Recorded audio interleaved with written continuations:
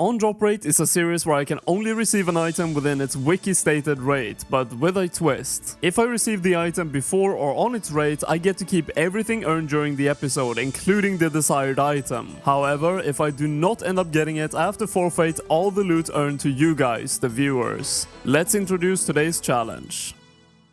These are the Magpie Implings. You need 65 Hunter to capture them, and when looting them you can obtain any of these fairly valuable items. But on top of that, at a 1 in 50 rate, you can also obtain hard clue scrolls. Buying and opening these is the fastest method in the game to obtain hard clue scrolls, but it comes at a very steep cost. Each Impling is currently worth 27,000 GP, which makes each clue cost roughly 1.3 million GP. Now we're going to be buying these and opening them for hard clue scrolls in this video, and the item we're going to be hunting for is the Robin Hood hat, which has a drop rate of 1 in 1625. Now with hard clue scrolls rewarding an average of 5 rolls per casket, this makes the hat a 1 in 325 chance to get from each individual casket I open. I've had this offering for 2 days before it completed, and this is the exact amount of Magpie Implings I needed to be on rate for 325 hard clue scrolls. So hopefully I won't have to buy more, because 440 million GP is already quite a lot of money. Now, if I do lose this challenge, all the loot that I get from the clue scrolls is what I'm going to be giving away, but I will still track, as you can see at the bottom of my screen, all the loot that I get during the opening from the Magpie Implings, so you can follow along with how much money I'm still getting back from opening all of these from the 440 million that I spent. And there we go, that's the first hard clue scroll already, very lucky. Because I've never made a dedicated video to hard clue scrolls, I never actually built all of these stash units for specifically hard clue scrolls. I've done it for beginners, easy, and mediums, but I think it's time to make the stashes for the hard clue scrolls. These allow you to stash the costume items you need for a specific step right beside it, so this will speed up the process quite a lot if I build them all. My setup and inventory for completing hard clues is definitely not optimal, but I have a pretty decent house with a teleporter, so I'm actually using this a lot to get to different places instead of bringing a bunch of different teleports. And it definitely is safe to say that it would be quicker if I had every single individual teleport on me, but that would be a massive risk as I get so many wilderness steps on these hard clue scrolls, and I'd rather just go into the wilderness with this risk rather than having to bank between every single step that I get like this. And that is the first hard clue scroll of the grind completed. Very briefly after the last one, we got another hard clue scroll, and correct me if I'm wrong, I know there was a plugin for this, but I don't think I have it. And I think they just implemented an actual warning when you already have a clue scroll from that specific impling. That is actually going to be huge, because that means I can spam click them and not risk opening too many of them when I already have a clue scroll obtained. Also, I am well aware that my gear setup is not optimal for this. I unfortunately am missing quite a lot of diaries, so I am stuck with Fremennik Sea Boots 1. Well, I just got the one single step that I can't complete. You need Land of the Goblins completed, a pretty new quest, so I'm going to go and get this done because I'm probably going to get this quite a lot over 325 hard clues. Very quick and easy, it took like 20 minutes, Land of the Goblins completed, let's go and get the clue done. That means I can now do every single hard clue scroll step there is, and we get a casket from that, so definitely worth it. I actually get so happy every time I get one of these emote steps, because look at my bank. I've been keeping every single one of these clue items in my bank, so putting them in stashes is going to free up a lot of bank space. One of the worst clue steps that I get is going here to Nate's Knot, because I don't have a quick Releka teleport. I only have Fremennik Boots 1, which is the teleport to Releka, but I can only use it once per day because it's Fremennik Boots 1. So I actually had a look, and I already have all the requirements needed to complete every single diary for the Fremennik Elite, which gives you infinite teleport with the Fremennik Boot, so I guess it's time to get this done. I have now completed every single step on the Fremennik diary except for the last one, 33 out of 34, because apparently you need 77 rune crafting for this if you boost all the way to 82 with Spices too, but it doesn't even say anything about it. And I am 73 right now, so that is like a 10-hour grind to get to 77 with how slow runecrafting is. So I'm not sure if it's actually going to be worth it. Unfortunately, the Fremennik Boots 3 does not really give any additional benefits. It's still only one teleport a day, so I'm not sure if it's actually worth it. But I'm not one to step down from a grind, so here we go. 77 runecrafting coming in after this game ends. There it is. And we finally got the boost, 82 runecrafting, and that is now actually finally the full Fremennik diary completed. XP lamps and the final pair of boots achieve the Fremennik boots 4. We can now infinitely teleport with these. Look how good this is. This is going to be so good for every single Native Knot step, and I guess 50k agility experience as well. This right here is a very special hard clue scroll, and let me show you guys why. That is clue number 100 of the grind, and we still have 11,400 Magpie Implings, which is kind of on rate actually, and I'm getting around 10 clues an hour done. And after I build this is actually the last stash unit as well, so after this I won't have to bring a hammer, saw and all that anymore, so that's going to save up some space, and there's actually a way to see how many I have completed. On the wall in Watson's house, you can click on a board and see basically every single stashed unit, and if you filled it. And for the hards, you can now see green check marks all around. Another 10 hours roughly have passed, and we're now hitting 200 hard caskets. Look at all the Imbling loot as well, it's stacking up so nicely. Well, I guess it was inevitable. I'm going to be dying here most likely. Yeah, a whole team logs in. This is actually the first time I've died in the wilderness while doing hard clue scrolls, and I've done like 250 hard clues at this point. But with protect item, yeah, I'm not really risking much. I got the scroll box saved, blowpipe, the dragon pickaxe, all the valuables. This is casket number 300. As I stated earlier, I'm getting around 10 an hour, so I've been doing clue scrolls straight, opening emblems for 30 hours at this point. We still have 1.2k Magpie Implings, so we're doing pretty good on rates. We are so close to the end, and I only need 8 more caskets, but we did end up running out of Magpie Implings, so I bought another 500 for 15 million GP. It has been roughly 35 hours of just opening Magpie Implings and doing hard clues, and that is now the final one. Overall, we had to open 16,572 Magpie Implings for a total of 450 million GP to get 214 million GP back. So that means we're still 236 million in the negative. Over the course of this entire account, I've opened 368 hard clue scrolls, and we're missing 50 collection log slots on the hard treasure trades collection log. So we're pretty much doubling that in this video, and hopefully we can fill in a lot of these collection log slots. And I have at one time even achieved a 3rd age kite shield, so if we can get another 3rd age in this video, it's unlikely, but it would be awesome. Masters are also 1 in 15 from hard clue scrolls, so we're going to be getting quite a lot of them, but I'll go through all the hard clues first, and then we get into the masters. I've now added the loot tracker at the top of the screen, so you guys can see how much I get from these caskets as I open them. Let's go with the first one for an example. There it is, 151k, and I'm going to be moving it actually slightly down there so it's easier for a viewing experience, but let's get into it. Let's see what we can get.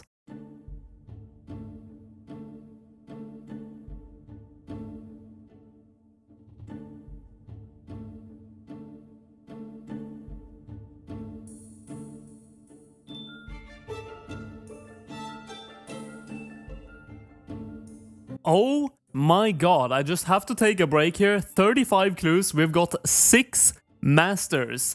That is incredibly overrated, but I guess that's nice. A lot of masters to end up with.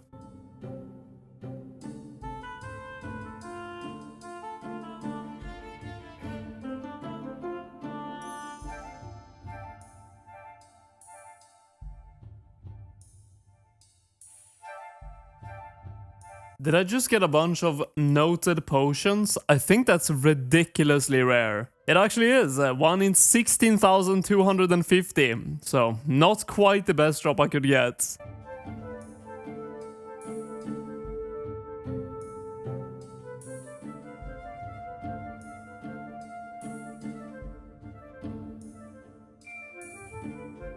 After this one, we're down to 200 caskets left, and actually let's have a quick update of the collection log. We're now at 98 collection log slots, so we have actually got 14 so far, and I haven't got a master now for quite a while actually, so I guess it's evening out. But let's go ahead and continue.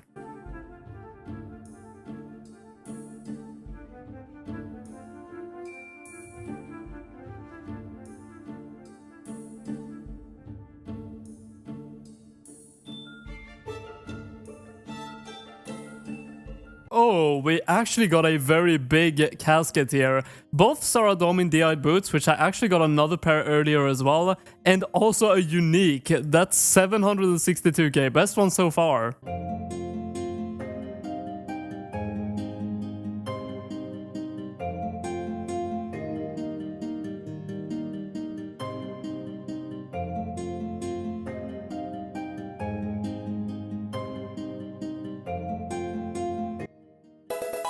Oh, there we go. We actually got the Robin Hood hat. It's on the ground. How many did it take? 206 of them. Actually, I guess 205 because I accidentally opened one after as well. Alright, we actually get to keep all the loot from the clue scrolls. And by the way, there's been 2 masters I unfortunately have not been able to complete. But overall, we have got a good amount of them. So we should have a good opening of masters at the end as well. But look at that. That is the Robin Hood hat. And also, of course, we have got so many collection log slots. But let's go ahead and open the last 120 caskets. So even though I will get to keep everything from the opening from now on, from both the hards and the masters, it's likely we're going to go into the negative. But let's keep opening.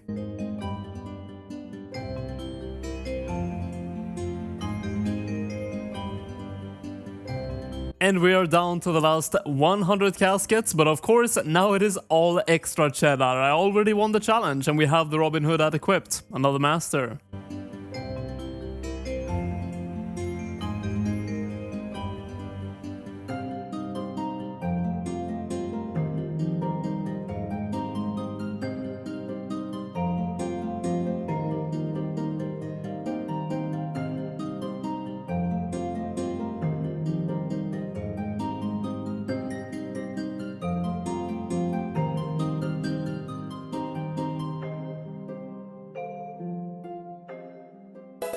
Oh, we get a second Robin Hood hat with only 16 hard caskets left. I guess we can actually pick up all this loot and we'll just open all of these 16 last with commentary. We have actually been pretty good on rates on masters, but unfortunately I have not been able to complete all of them due to mostly another master.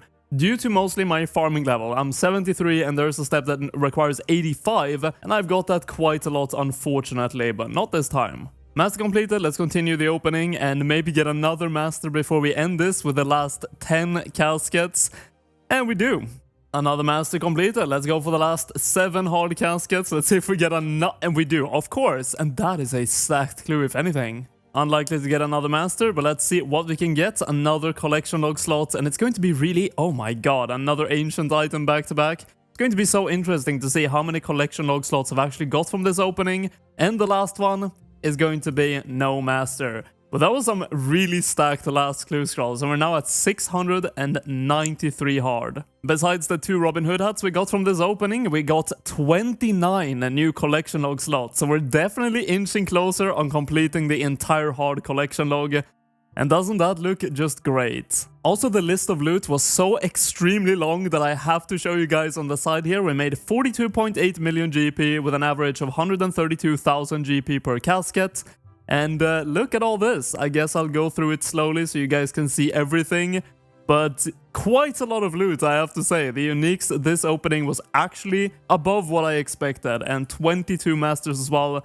But at the end of it, if we close this, we actually only managed to complete, I think, 18 masters, but that is still a massive master opening. I've only opened 44 masters on this account ever, so there's a good amount of uniques we can unlock with this opening of 18 masters. I'm going to open the first one here to see what it's going to be and see if the tracker works. It does 411,000 GP. So you guys can see at the bottom how much I'm making from this opening. Let's keep going. I'm actually geared up and ready for the mimics. That we just got one. Alright, first mimic completed. Let's see what we get. And we get... No way. No way we got the blood... What? I think this is one of the most difficult pets in the entire game to get, and we get it on a mimic. No way that actually... Okay, this is the most hype video ever now. Holy shit, I gotta talk to it. Wait, let me drop it. Okay, that was unexpected, I gotta say. Okay, doesn't say too much. I guess it's a dog, so yeah. Let's actually go down here. I think Watson and I have something in common now. Where is his dog? Oh, there it is. Right outside here. That is one of the coolest pets I could have got on this account, I have to say. I mean, there's no way I can really beat that, but let's keep opening the caskets. I mean, 3rd age, maybe. That could actually be something that beats that. Unique item for number, what was that, 6? And we keep opening, no more mimics just yet, and no 3rd age. Ah, samurai shirt, already had that. Oh, I got a bank. Alright, let's see if we can manage to get another mimic for maybe a 3rd age item or just get one straight up from the last 7. Let's see what the first one is. Nothing too great. 500k second one, 226, that is a terrible one. 161k. Alright, we're down to the last one. What is the verdict?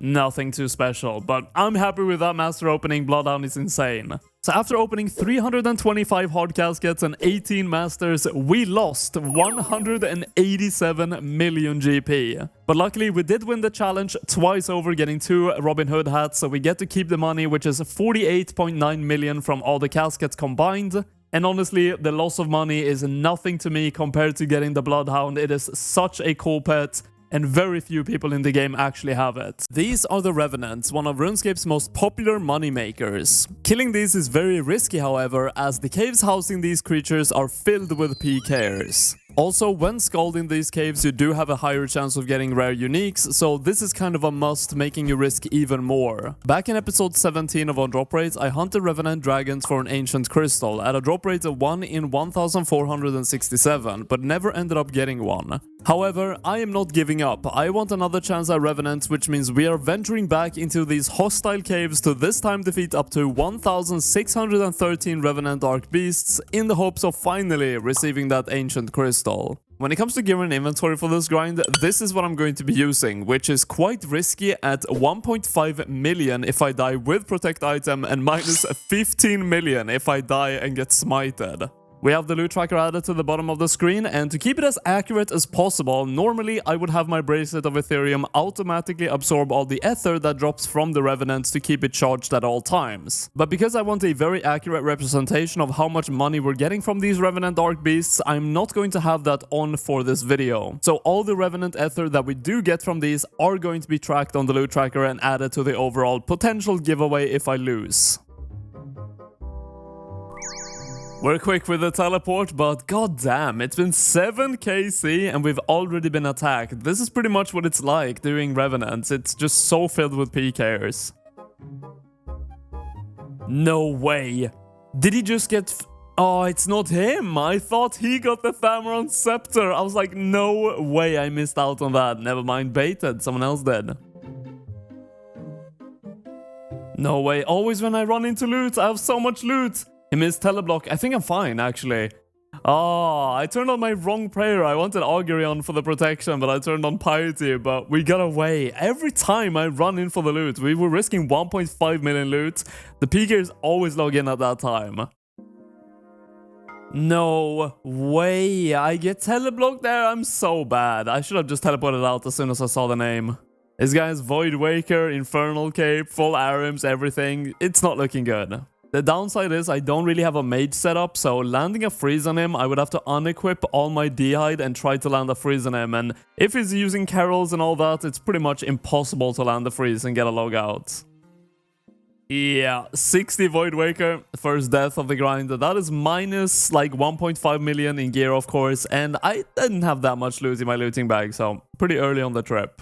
But we are back to the Rev Caves, and after this one we're hitting the first milestone of 100 Revenant Dark Beasts, and as you can see on the loot tracker, the money here is ridiculously good, because I have not been here for more than roughly an hour, I would say, and we've already made 3.16 million. I did lose some money, of course, to the PK, but I think I'll be fine and probably get more used to escaping in the future, so I shouldn't be dying too much. This is post-commentary, but I really wanted to show you something. I think most PKers have alt accounts that check when you stop attacking creatures, and when you do, they log in on their alt accounts because they know that you want to get the loot. So look at this. I'm waiting. I'm picking up the loot. The second I click, a maxed PK or very good PK logs in.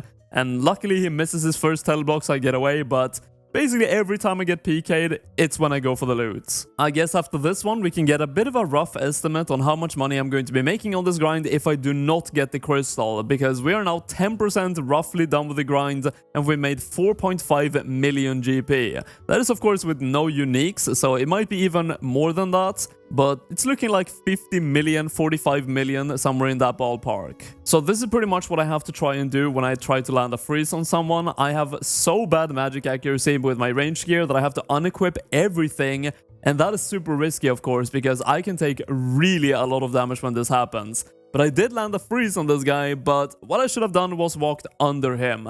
I honestly didn't expect to hit it, so I just clicked run away, but if I would have walked under him there, I would have escaped. Oh, there's a Maledictus spawn here. You know what? I think every single time I see a Maledictus pretty close to me, I'm going to give it a shot and try to kill it, because they have a guaranteed chance of giving you a totem. Now, the guaranteed drop of a totem is not the super expensive ones, it's the 500k or the 1 million one, but it's still pretty good.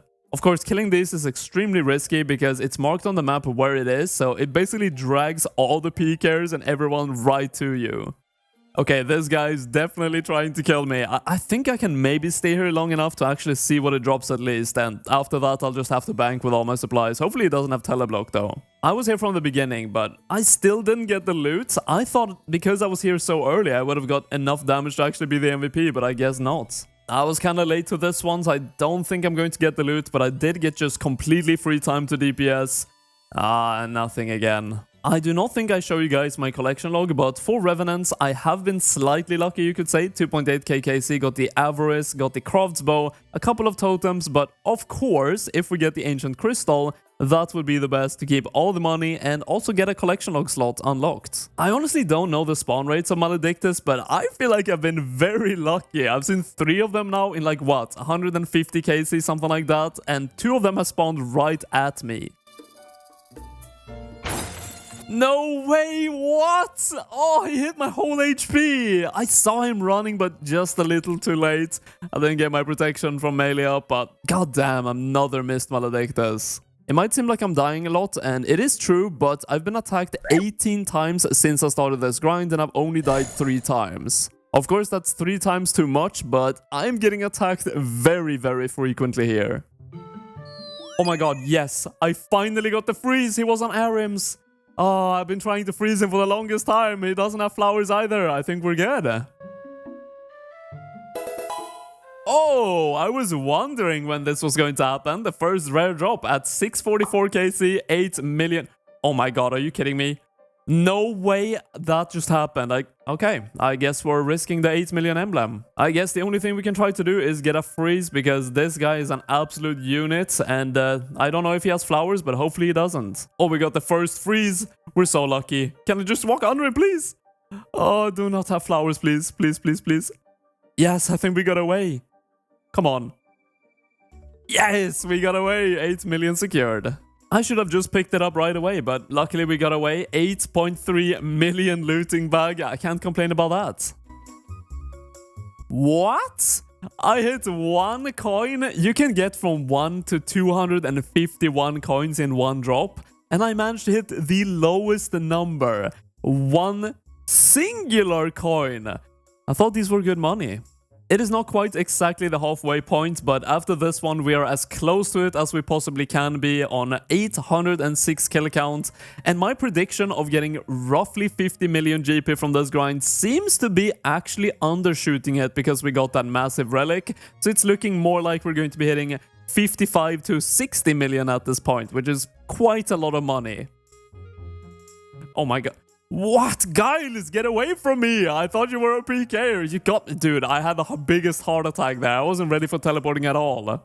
It is actually very early in the morning right now. I woke up because I wanted as little PKers as possible, and we're hitting 1000 KC after this one, and I have actually been kind of correct. Usually I'm getting around 90 kills an hour with all the PKers attacking me, but right now I'm at 130 an hour. So if we can go really hard now in the morning, we can actually finish this grind in like 5 hours from now. Or of course, we could just get lucky and get the Ancient Crystal and be done right away.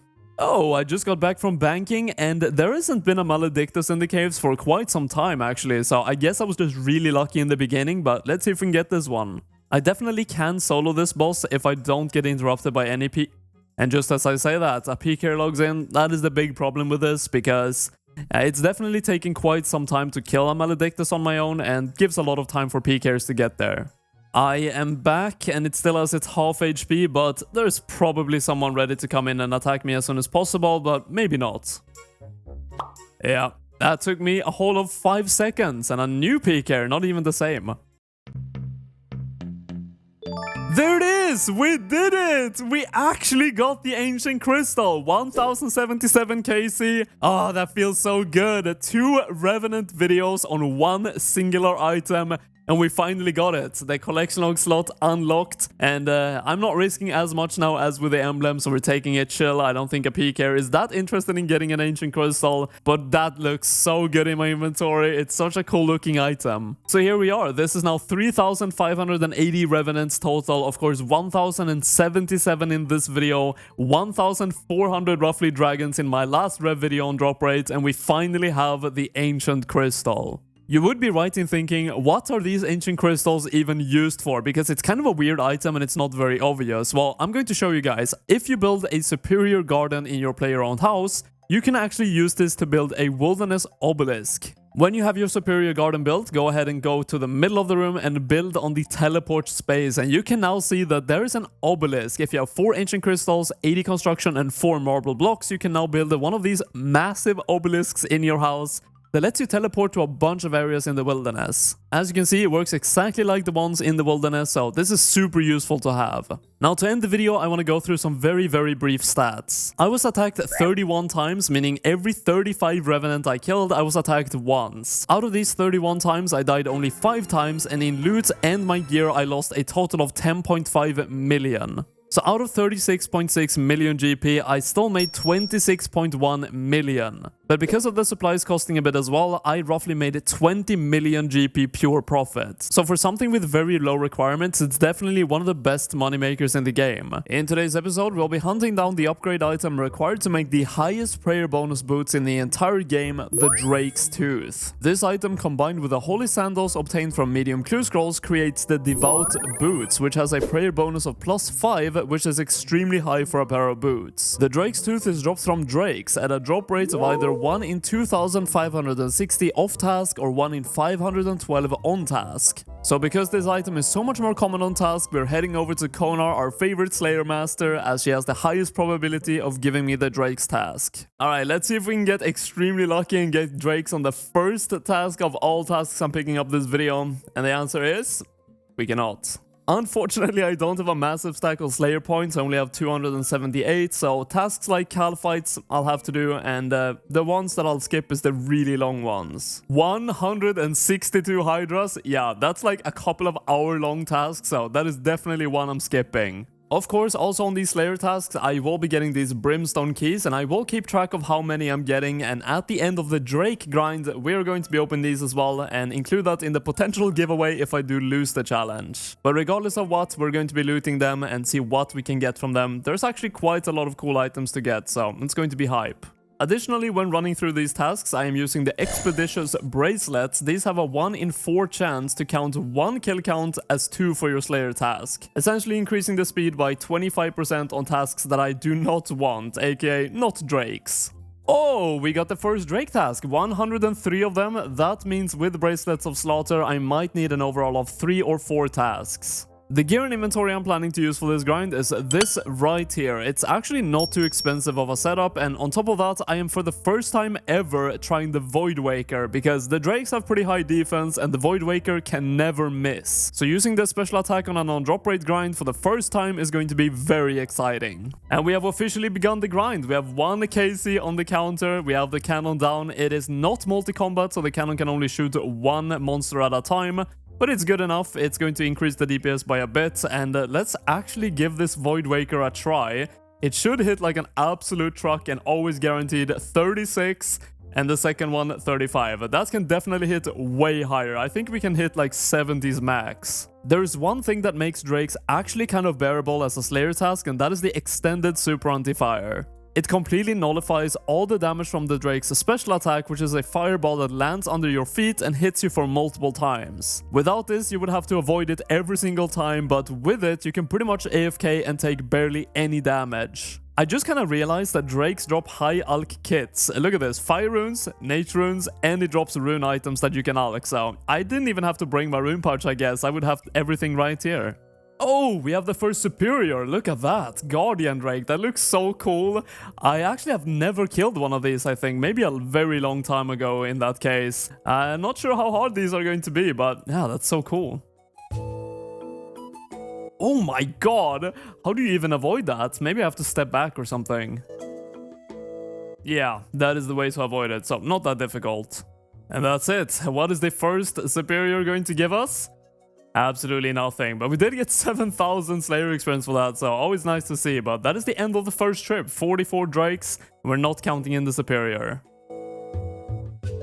Oh my god, 73, and it wasn't even a max hit. What even is my max hit? I was so curious to see what my max hit would be with a Void Waker with my current setup, which is far from max strength, and 76 is the answer.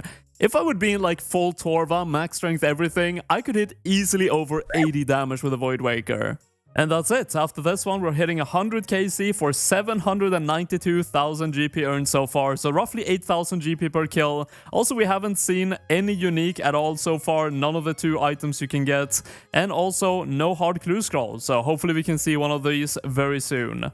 Very uneventful first Drake task, 139 kills on the counter, and that means my bracelet saved 39 kills on my task, which is really lucky. But besides that, we saw 1 superior, no rares, no clue scroll, nothing too crazy. If you have a skill cape of Slayer, you have a 10% chance to get a back-to-back Slayer task, so let's see if we can manage to get that. I've actually never managed to get one, so let's see if we can get lucky this time.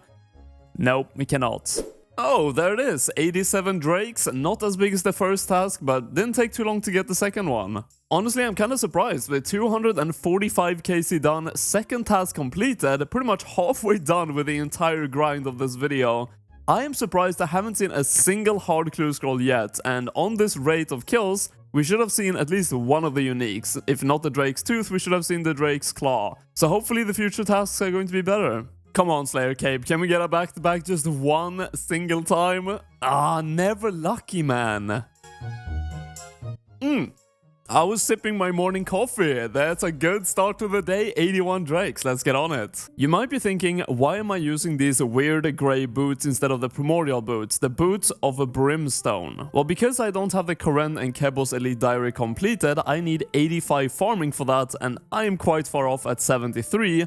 I actually need these brimstone boots inside of this dungeon, otherwise this happens. I take continuous damage all the time, but if you do have that Elite Diary, which I'm pretty far off, you can use any boots in here. And coincidentally, the Drake's Claw is the item that creates these boots, so that is another fact of these drakes.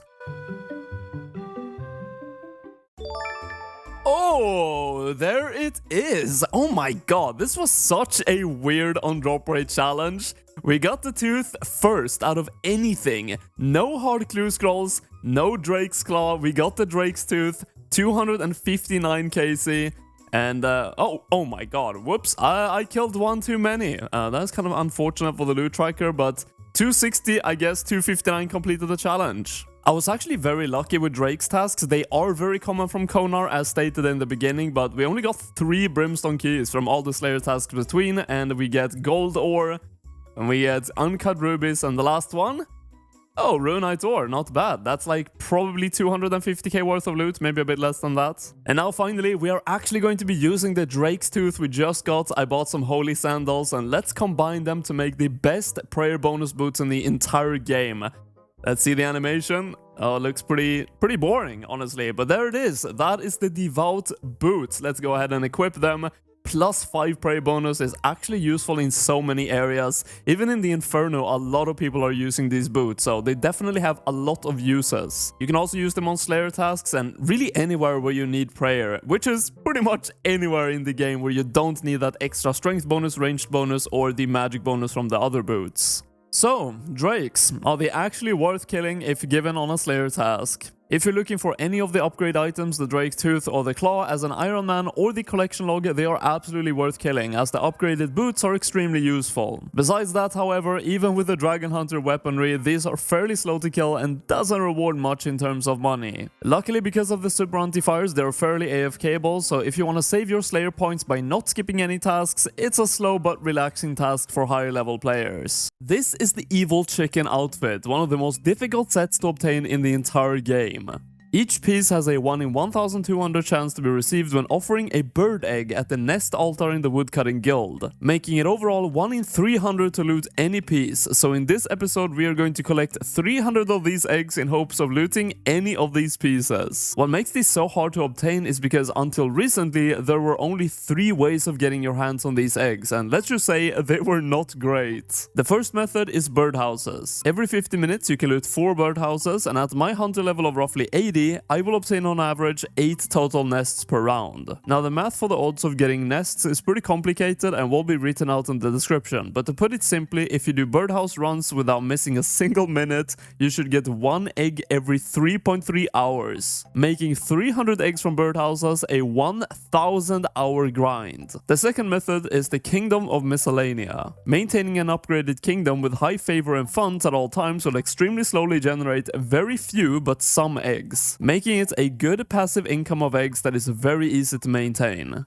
Lastly, when cutting any tree, you have a 1 in 256 chance per log cut regardless of tree to see a bird nest dropped on the ground. The chance of it being an egg nest is roughly 1 in 31.6, making an egg dropped roughly every 8,000 log cuts. With all that said, recently a new method was released and later on in this video we will cover it, but until then, let's get into collecting these eggs. Alright, this is it. We are now beginning the first day of the birdhouse runs, and for that I am going to be getting all these dig site pendants. You have to kind of make them on your own because you can't actually buy them, and these are the teleport options I'm going to be using for all my birdhouse runs, so I'm going to make a lot of them. So I ended up making 200 dig site pendants and buying everything I need for the birdhouse runs, but I do want to mention when this first clip was recorded to show you guys how long this grind has been.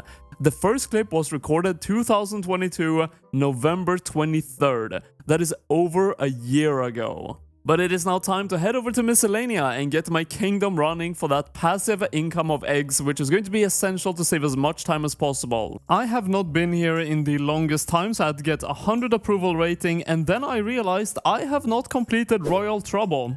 After playing how many hours? Like 150 days, 153 days.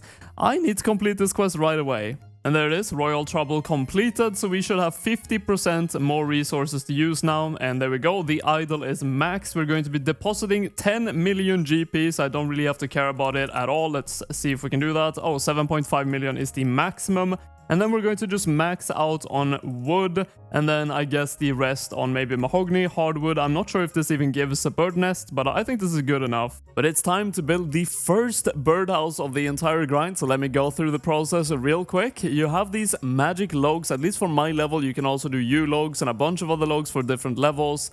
And if you combine it with clockworks, you make these bird houses. You do need a hammer and chisel as well to actually make this, so remember to bring that. And when you have all your bird houses done, place one on the pad and then add the seeds to actually activate the birdhouse. You see this absolutely massive mushroom right here? It's actually a teleport network. There's 4 different ones teleporting you all over the place of the fossil island, and also I did unlock a new teleport on my dig site pendant, making it super easy to traverse this island, making every birdhouse run take like a minute. It has been 50 minutes and we have the first one to empty, so let's see what the experience is like. 1.1k, that is really good, but no bird nest for the first one.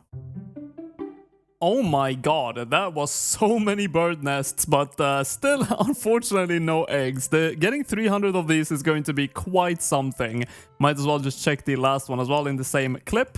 And yeah, absolutely nothing from 50 minutes of the first birdhouses. I have actually not used this necklace for the longest time, so I actually completely forgot it existed, the Strong Rabbit Foot. When it is equipped, you have a decreased chance of getting empty nests, which actually means you have a higher chance, only slightly, to get bird eggs from birdhouses. Oh, the first bird's nest with an egg in it. 1 out of 300 completed, maybe thanks to the necklace. It has been exactly today a month since I put in the 7.5 million GP into the kingdom. We still have 5.4 million GP in the coffer. And let's actually just collect and see how much we're going to be getting. And let's see how many god eggs most of all we're going to be getting from this. So let's collect the resources. And we got 0.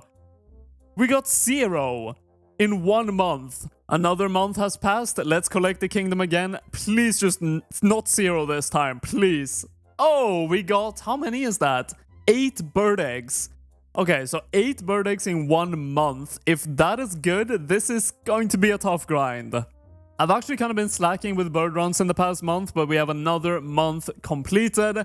4. Oh, that is pretty good. How many is that? That is like 9 bird eggs. Pretty decent. We have a big level coming in, actually. 80 hunter, and that is the first milestone level of the video. I've not really been doing birdhouse runs too diligently. I'm really only doing it between grinds now and then. Even though I am a bit of a slacker for birdhouse runs, something I've not been slacking at all on is the kingdom. And it's been 3 months since I did my last collection. I've had it at nearly 100% the entire time.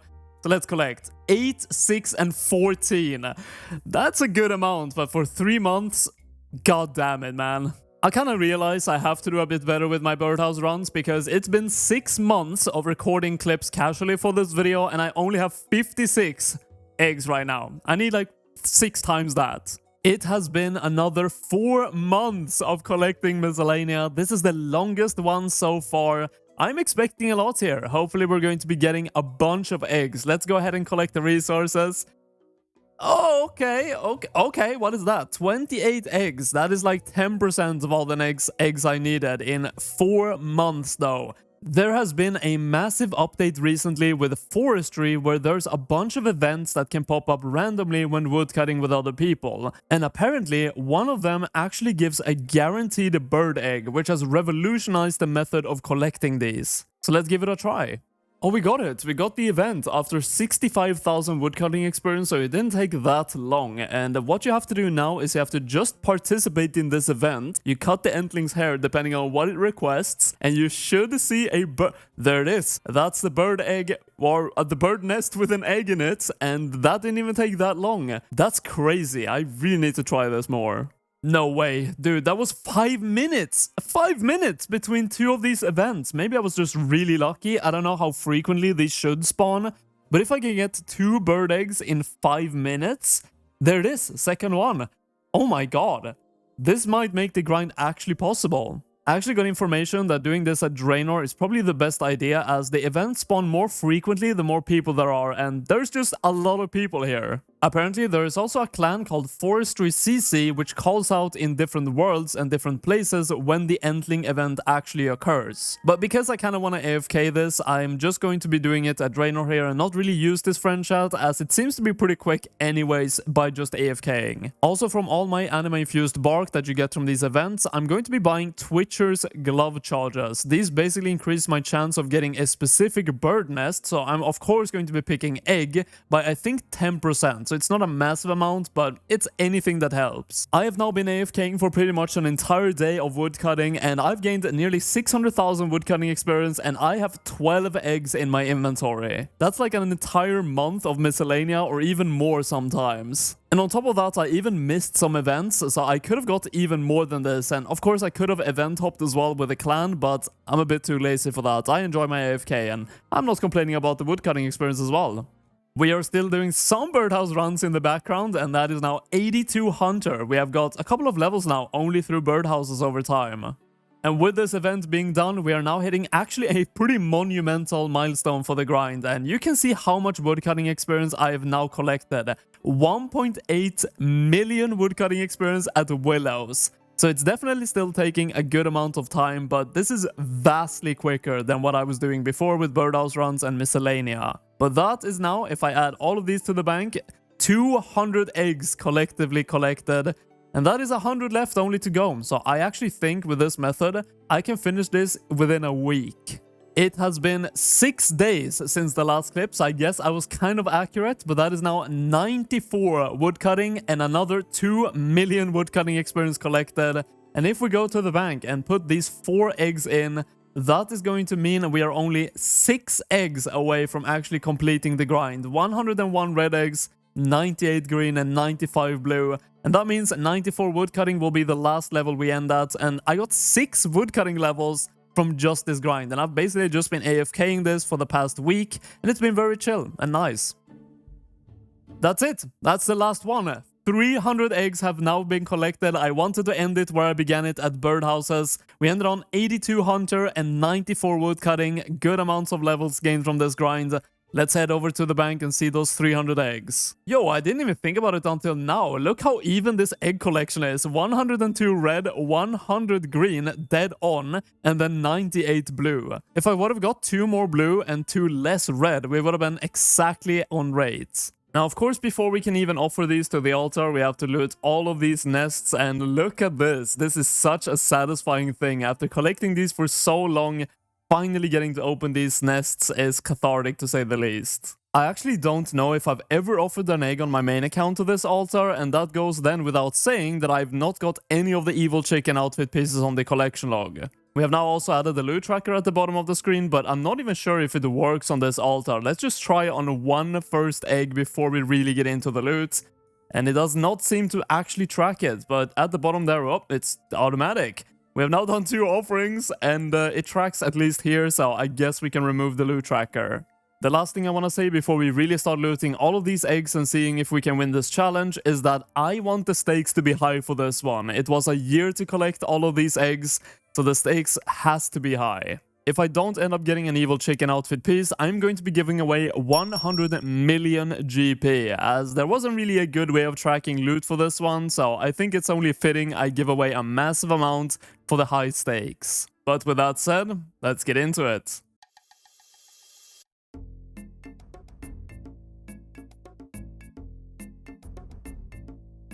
First inventory done, absolutely no luck yet. I can't believe I haven't been spooned yet, but at least we're getting some prayer experience, which is nice.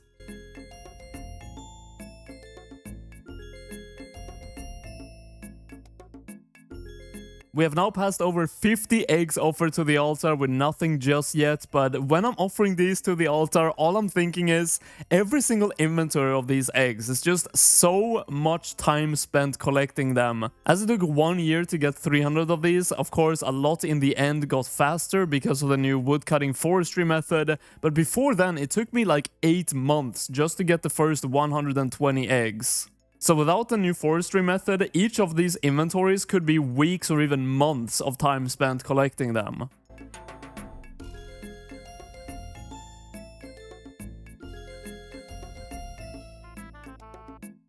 I think we're soon done with all the blue eggs at 84 offerings. We have 14 more to go, so I guess we're starting to dent into the green ones now. And that is 100 offerings made. We have also, of course, made some prayer experience on the way. 10,000 prayer experience. So we're going to be getting like 30k from this entire grind of like a year of collecting eggs. So prayer experience-wise, maybe not as worth it.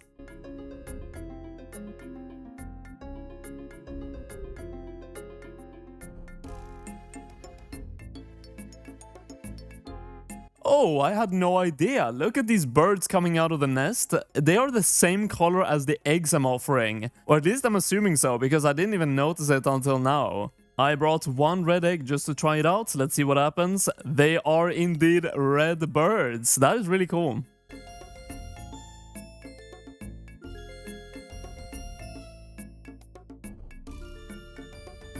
As we are coming up on 200 offerings, I feel like I've really managed to put in perspective in this video how extremely difficult it is to get these evil chicken outfit pieces. That is now 200 offerings with 0 pieces achieved. So unless we get one in the last 97 now red eggs, we are going to have to give away 100 million GP, and we spent 1 year getting 0 collection log slots.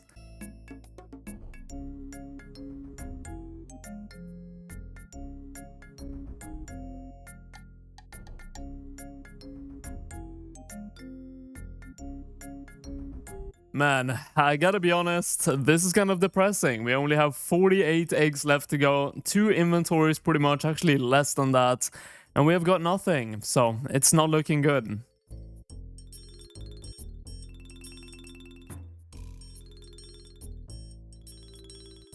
$20 more to go, and the last inventory of eggs coming up.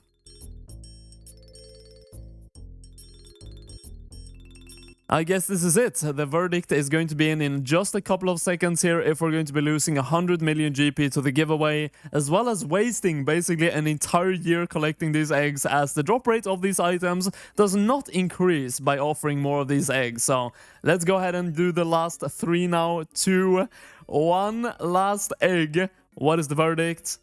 And it is absolutely nothing. 300 eggs collected since December last year to December this year.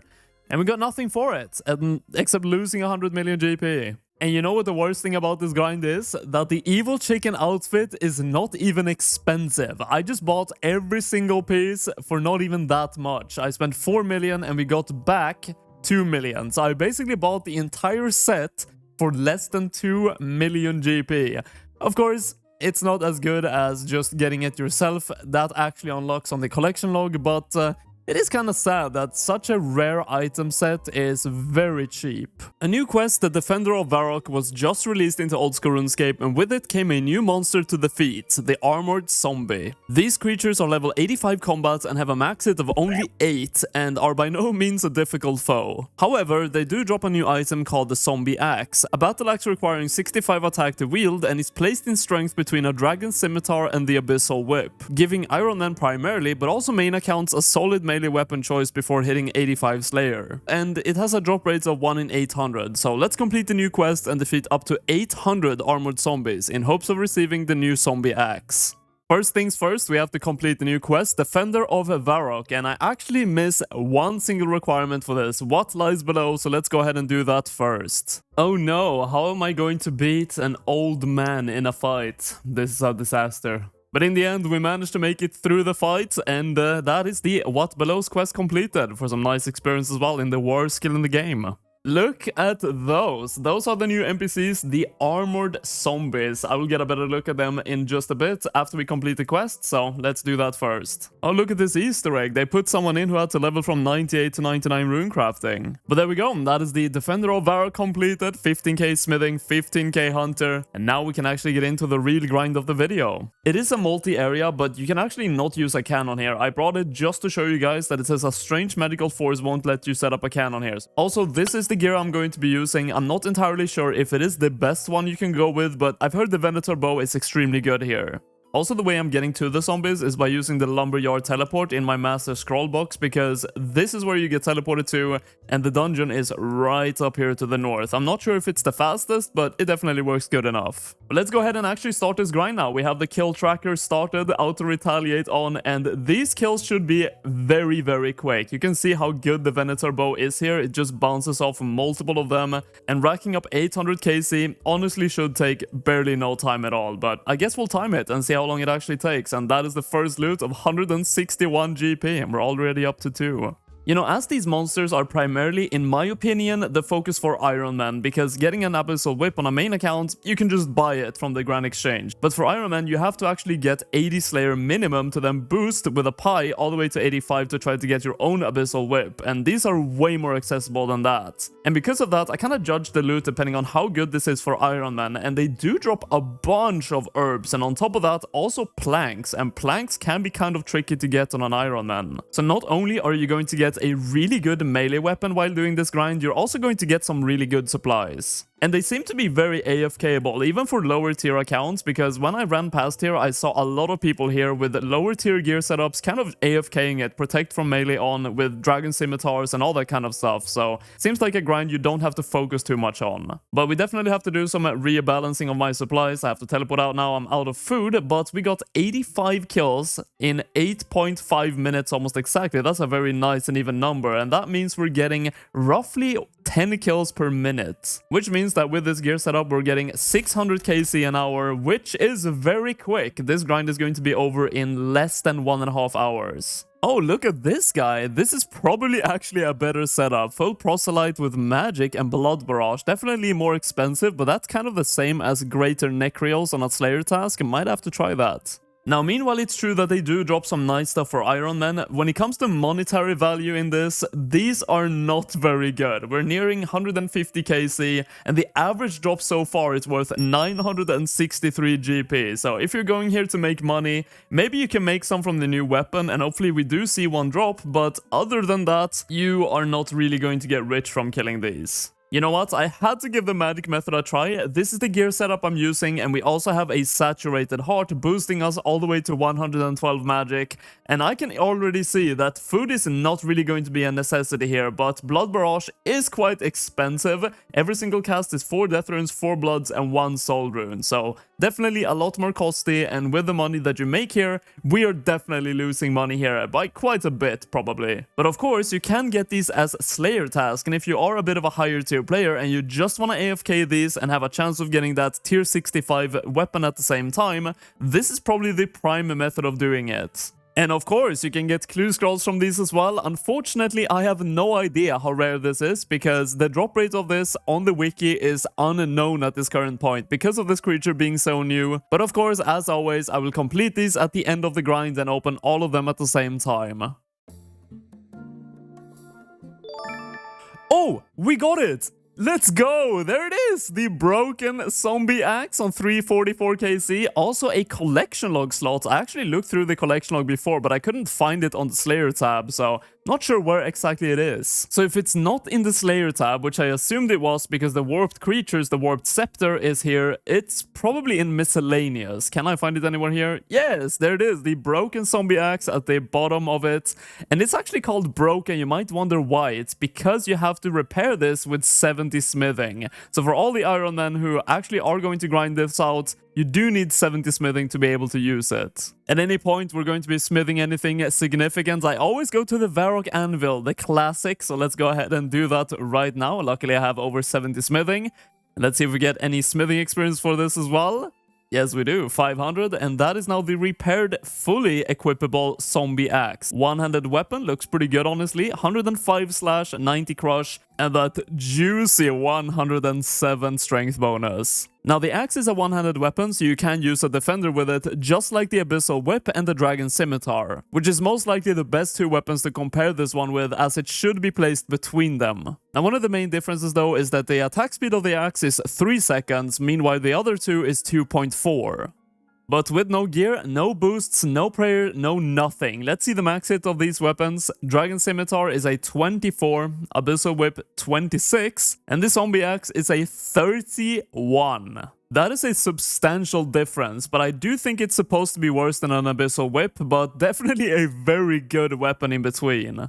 And lastly, before we head over to the GE and see what we can sell the Zombie Axe for, we have a hard clue scroll to finish and open, and that should be the last step for 68,000 GP. Oh, wow. And there we go. It sold for 1.6 million, actually closer to 1.7 million. But this is the second day since the Zombies has been released. And on the first day, I saw some people sell it for over 4 million. But over time, because this is way easier to obtain than an Abyssal Whip, I think it's going to be placed at least below that in value, meaning probably less than 1 million in a couple of days. Varlamur was just released, and players are now exploring all the new activities and monsters of this wondrous new area.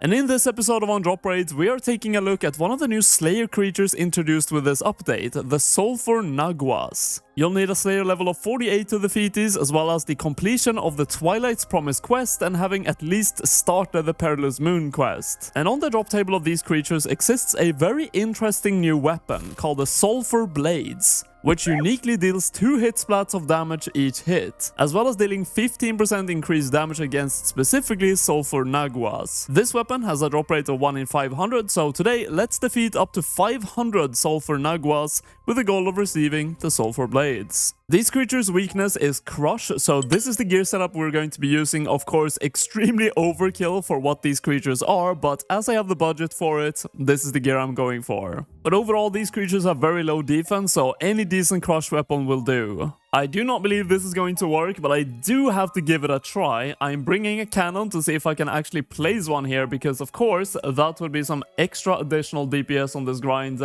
Let's see if we can actually... You can? No way. Okay, I have to go and get some supplies now in this area, and I will explain a bit about that as well. But that is really cool. This is unfortunately a singles area, however, so it is not going to be super useful, but some extra DPS is nothing to complain about. Now, so the reason why I have no food and potions in my inventory is because you can actually get them for free here in this area, and they are really good. So over the course of the Perilous Moon quest, you actually set up these camps and you can take out herb lore supplies and fishing supplies. So first off, let's go ahead with the herb lore supplies. All you have to do is pick these grubby saplings, and when you do, you crush them afterwards and you make these potions called the Moonlight Potions. These are essentially super combat potions. You can see my stats are boosted right here, as well as also restoring prayer points. And when it comes to food, go to the Streambound Caverns, by the way, the potions were made in the Earthbound Cavern, and click on this fishing spot right here. And if you want to do it a bit faster, you can click on where the fish is going, but you can also AFK and catch a full inventory of food. And when you've collected the amount of food you want, you go here and cook them extremely quickly, and these cooked breams heal you 30% of your fishing level, so for my case, roughly 27-28, which is vastly stronger than even sharks and anglerfish. And these camps are located all over the place, one included right next to the Sulphur Naguas. And because you can only take a certain amount of herb lore supplies every single time, you can actually make a bunch of these Moonlight Grubs just to instantly make new potions right at the Sulphur Naguas. But I guess it's time to begin the grind. We have the loot tracker enabled at the bottom of the screen, and let's see what the first kill is going to be. Nature runes worth 900 GP, very nice. You can actually stay at these Sulphur Naguas for a ridiculous amount of time, as you can make all the supplies in this area, as well as all the items they drop is either runes or noted items. So really, unless you get a hard clue scroll which is on the drop table, there is really no reason to leave. And what's really interesting about this, as you don't actually bring your own supplies, is that there is no cost to this grind whatsoever. I'm not using any degradable gear, and the cannon definitely is not necessary. I'm just doing it to speed up the grind slightly, but it's not even doing that much damage. So if you're a mid-level player and you're actually doing this for a Slayer task, I would say it's a pretty good one, just to get some decent money, and the experience is actually pretty good. And especially if you have the Sulphur Blades, which has a 15% damage increase against these, it's going to be even better. And that is the first Sulphurous Essence, which is a new item for this update, and I will go over what this actually is later in the video, so stay tuned for that.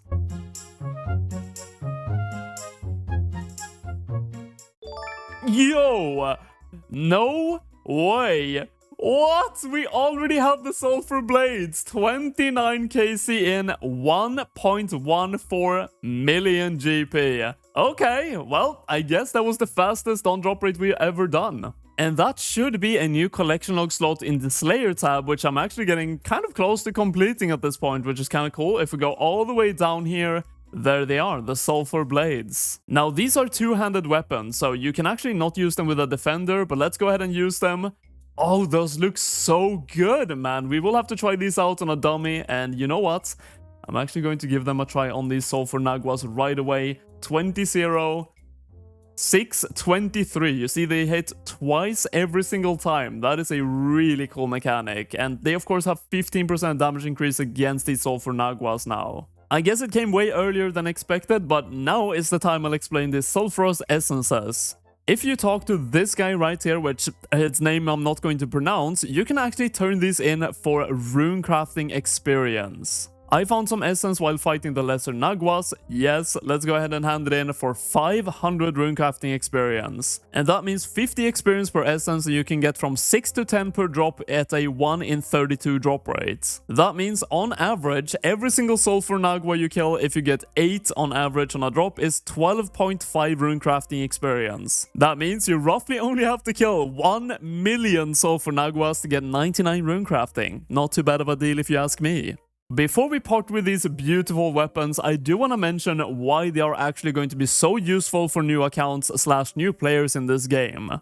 The Sulphur Blades have very similar stats to a Dragon Scimitar, which is locked behind the Monkey Madness quest. And these only require 55 attack to use, meanwhile Dragon Weaponry requires 60. Also, the requirements to get these blades is basically nothing. I mean, on a main account you can just buy them, but on an Iron Man, the requirements to actually get to these is done in basically 1 or 2 days. But let's go ahead and try this out. If we have the weapons equipped and we attack the dummy with no piety, we hit 19, 38 damage. And with the Dragon Scimitar, with no other buffs, we hit a 38 as well. But of course, with this we can have a defender which is going to increase that all the way to 40. So for all you new players, the Sulphur Blades might be the new Dragon Scimitar, which is quite something. When researching for this video, I did actually look a bit at the price of this weapon yesterday, and they were at 600,000 GP. And now they are over 1 million, so I guess the price of these are going up quite a lot. So let's see if we can actually sell them for 1.1 million GP instantly.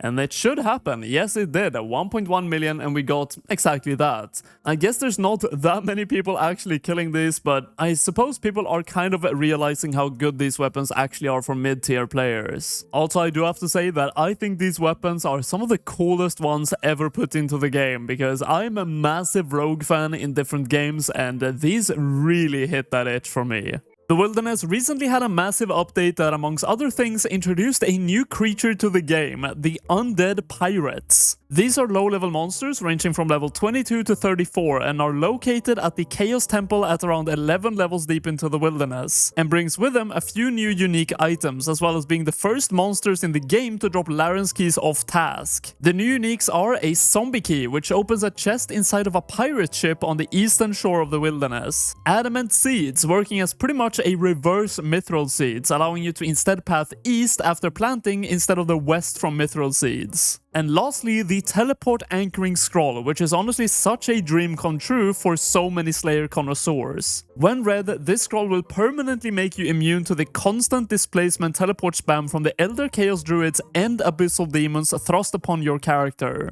And that teleport scroll, which is a drop rate of 1 in 20,000 from these creatures, is exactly the item we're hunting in this video. Now, even though it's only 11 levels deep into the Wilderness, it is a multi-combat area, and even the Elder Chaos Druids has now gained the ability to teleblock you. So we're going with a more cheaper setup, risking 500,000 GP with Black D'hide and a Venator bow. Another small detail before we get into the grind, the item we're hunting, the teleport anchoring scroll, is on the Slayer collection log, so getting this, just like in my last on-drop raid with the Sulphur Blades, is going to be a collection log slot unlock. And we have the cannon set up, and you can see on the top left I am definitely not alone here, but even then there are just so many undead pirates that it doesn't really matter, and they die so quickly with the cannon and the Venator bow that, I mean, the KC is just going to rack up like crazy. And you can see I have the loot tracker on the bottom as well to keep track of all the KC. Yo, there we go, the first zombie pirate key. These are very common, 1 in 24, so we're going to see a lot of them, and by a lot I mean like near 1,000 if we go on raid. And these are of course used to open the chest in the pirate ship, and we're going to do that at the end of this grind. You know, looking at the combat level of these guys around me, they seem to be around 70 to level 90 combat, and if PKers want to kill these people, which there are a lot of, they actually can't even attack me, because they need to be level 113 combat or higher to even attack me at all. So hopefully most teams that will come and clean people out here is going to be lower combat level than can actually attack me. And then we have the first adamant seeds. They are unfortunately not very valuable. I think they're like 12 GP each, so that's like 90 GP drop right there, and taking up an inventory slot for that amount of money, probably not worth it. So during my first trip here at the Undead Pirates, I kind of realized I should probably buy the teleport anchoring scroll and read it to stop getting teleported by these goddamn Chaos Druids. Look at this, I can't even recharge my cannon. So after this first trip, I'm probably going to go ahead and buy it, even though it is fairly expensive. It's going to speed up the grind and make it a lot nicer to do. Okay, yeah, I'm definitely getting the teleport scroll after this. I can't even leave, man. I've been teleported like 4 times now, and I just want to leave. But this is what 131 KC looks like. 400k in the looting bag and then 9 zombie pirate keys. That is kind of crazy. I wonder how many keys we'll get on this grind, as we can kill up to 20,000 of them. According to the GE tracker, the teleport scroll goes for like 6 million GP, so let's see if we can insta-buy it. Yes, we can, for 5.8 million. Not too bad. And there it is. It is now red, so we should now stop being spam teleported. I actually took a small break and came back at 2 AM to see how populated it would be in the middle of the night, and it's actually very empty. So what I'm going to do now is going to make a 1-hour test before I go to bed to see how many kills an hour I can actually get when I have the place basically to myself. I think there's like 2 other people here. You know, additionally to killing the Undead Pirates, I actually cleaved down some of the Elder Chaos Druids. You can see it on my loot tracker, it says 17. After this, I'm going to hide that though, so we always see the pirates. But that means during this grind, I'll kill a couple of hundred or even thousands of these Elder Chaos Druids, which can actually drop the Elder Chaos Druid gear, which are all worth a couple of 100,000 GP each, so that could be extra income from this grind. I was actually waiting for this. Look at the middle of the arena. We have the Dragon Scimitar drop at a bit over the drop rate. These are 1 in 362. And this is actually not the only dragon weaponry that drops here. You can also get the Dragon Dagger and the Dragon Longsword. Level 22 to 34 monsters, dropping 3 types of dragon weaponry, which you previously had to buy from stores as an Iron Man. Now, after the Monkey Madness 1 quest or Lost City quest, you can just go here and get them. Oh, nice. Very shortly after, like, what, 10 KC later, we have the Dragon Dagger as well. Oh my god, all within the 1 hour test, we have got every single dragon weaponry. Of course, kinda lucky to get them all without any duplicates, but that's really cool. 663 KC for every dragon weaponry drop. And here we are at the end of the 1 hour, and we have got 860 KC in this 1 hour test, which is kinda crazy. And oh, we also get a Laren's Key at the end of that 1 hour. 1 in 362 drop rate, just like the dragon weaponry, and all the keys that I do get, the zombie pirate keys and the Laren's keys, we are going to open the respective chests at the end of this grind. This is what loot from 1,000 Undead Pirates look like, and this has taken me like 1 hour and 15 minutes, 1 hour 20 minutes. Well, we have the first PK, Holy America. Not the most, I mean, I'm gonna be honest, not the most threatening PK I've seen, and my teleblock is removed in 50 seconds, so even if he would freeze me all the time, land every single freeze, which it definitely doesn't seem like he's doing, I should be fine. I have enough food to live here, and it took 1025 KC for this to happen. It did call on a partner, but that doesn't matter. The Mystic Heroes did not have enough damage to get me before my teleblock expired. I just had the most insane trip you can imagine. Look at this, 928,000 GP, and that was like, what, 350 KC, something like that. Stayed a bit longer this time, didn't pick up every single small drop there was. Oh my god, yo, look at this team. Oh, I need to see who they're attacking. Oh my god, they're gonna delete people. Deliska deleted. You know, at points like this, I'm happy I'm maxed combat. I have been actually thinking about bringing the Amulet of Avarice, which constantly scolds you at all times, because it actually notes everything that drops in this area, so I will never really have to bank. But of course, that brings a massive risk, because if a team comes in and I get smited, I would lose my Venator bow, losing 67 million GP. So for now, I'm not going to do it quite yet, but in the future, I might give it a shot. That's it, the grind is over! The teleport anchoring scroll on 3.4k KC. I'm kind of sad we already got it, honestly. I mean, I was kind of enjoying this. The money is crazy that you get here, but I guess we're not going to get to try the Amulet of Avarice, but that is another challenge completed. There it is in the looting bag, 10.4 million. Of course, we know that's not actually the value of the scroll, more like 6 million, but that's of course still a very good value. And that is now also at the bottom there, the item unlocked on the collection log. Maybe sometime in the future, I'll try to complete the entire Slayer log if I'm crazy enough. Before we actually open these keys, I do want to show how much money we would have made if we actually sold the keys. So first off, we're going to be selling the teleport anchoring scroll, insta sold 5.5, yeah, pretty much 5.54.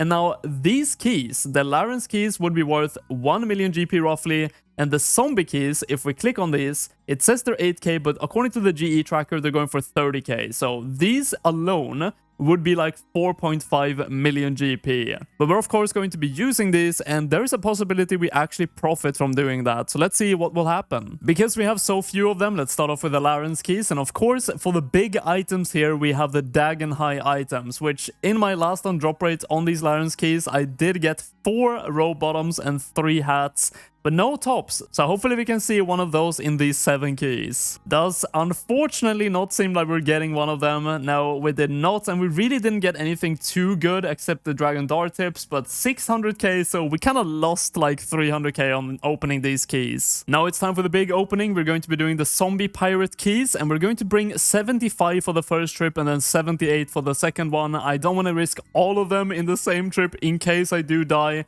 We're bringing a lot of food as well, so hopefully we're going to be fine. And so here we are at the pirate ship. Hopefully no PKers is going to come. And here are the pirate lockers as well. Let's go ahead and open the first pirate's locker to see what we get. And we get 4 blighted super restores. Did I put that into... Oh, it just automatically went into my looting bag. I guess that's pretty convenient. Even though the rewards I'm getting right now doesn't seem to be super good. We've opened, what, 9 keys and I've got 97k. It says on the wiki that the average key, including the teleport scroll, is worth around 50,000 GP. So it's actually 20k profit roughly per key to open the chest instead of just selling them if you do get a scroll, which has a drop rate of 1 in 275 keys. Ooh, we got 2 dragon longswords. Everything from the locker, by the way, is the same drop table as the pirate zombies, but these ones are duplicated. So if you would get 1 dragon longsword, of course, you get 2 this time, 2 rune maces, all these things. And also, by the way,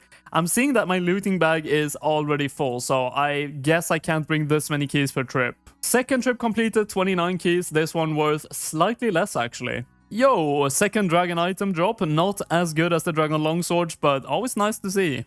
Now, one of the problems with doing new releases like this is that the loot tracker is not working for this specific thing, so I will have to show you guys the loot every time. 550k for this round. And on exactly 100 keys open, we get the last dragon item here as well, the dragon scimitars. Unfortunately, all of these dragon items are the same drop rate as getting 2 Larens keys, which is like 300k value, so kind of unfortunate we haven't seen any of those yet. Probably only 1 trip left to go after this one. We have 39 keys and 600k for this trip.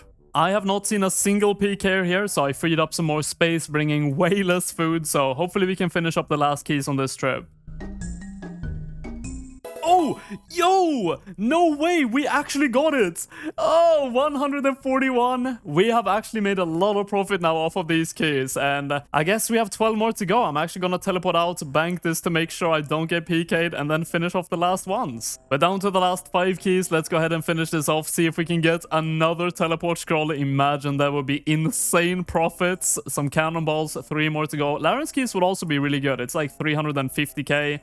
We have a PK. Level 92, we're all good. And 1 last key for rune swords. But I cannot complain. We got really lucky. 200k for the last one. Let's go ahead and sell the scroll and see what we can get for it. It seems to be still going for roughly 5.5 million, but I'll just put it in for 5 million and see if it actually insta-sells. Yes, it does for, yes, 5.5 million. So just from scrolls in this video, we made like 11 million. And overall from the keys and all the loot, we made like 20-something million. So we actually made from 3,500 zombies, 30 million GP profit. Now, of course, I'm a maxed account, but I was getting 860 kills an hour, and we did 3.4k zombies, meaning it took roughly 4 hours to do this entire grind. And that means I was getting 7.5 million GP profit per hour, killing level 22 to 34 zombies. And even if you're a lower tier player, you can still get a cannon pretty early on and do this fairly efficiently and probably still get 3 to 4 mil an hour, making this by far the best early game moneymaker. Meet the Moons of Peril, 3 bosses introduced with the Varlamore continent. The Blood Moon, Eclipse Moon, and the Blue Moon. These bosses work very similar to the Barrows brothers, hence a lot of people call them Barrows too. When you have defeated any of these bosses, but of course for best drop rates, all 3 of them, you may enter a treasure room, containing the Lunar Chest, which has a potential to drop the respective gear and set pieces corresponding to each moon boss. The Blood Moon awarding the melee set, the Eclipse Moon the ranged set, and finally the Blue Moon awarding the magic set. To get any piece of equipment when all moons are defeated, you have roughly a 1 in 19 chance per chest to see an item. But as this is on drop rate, we need a specific item to hunt, which will be the dual Makwawii melee weapons. And with that, we are looking at a drop rate of 1 in 224.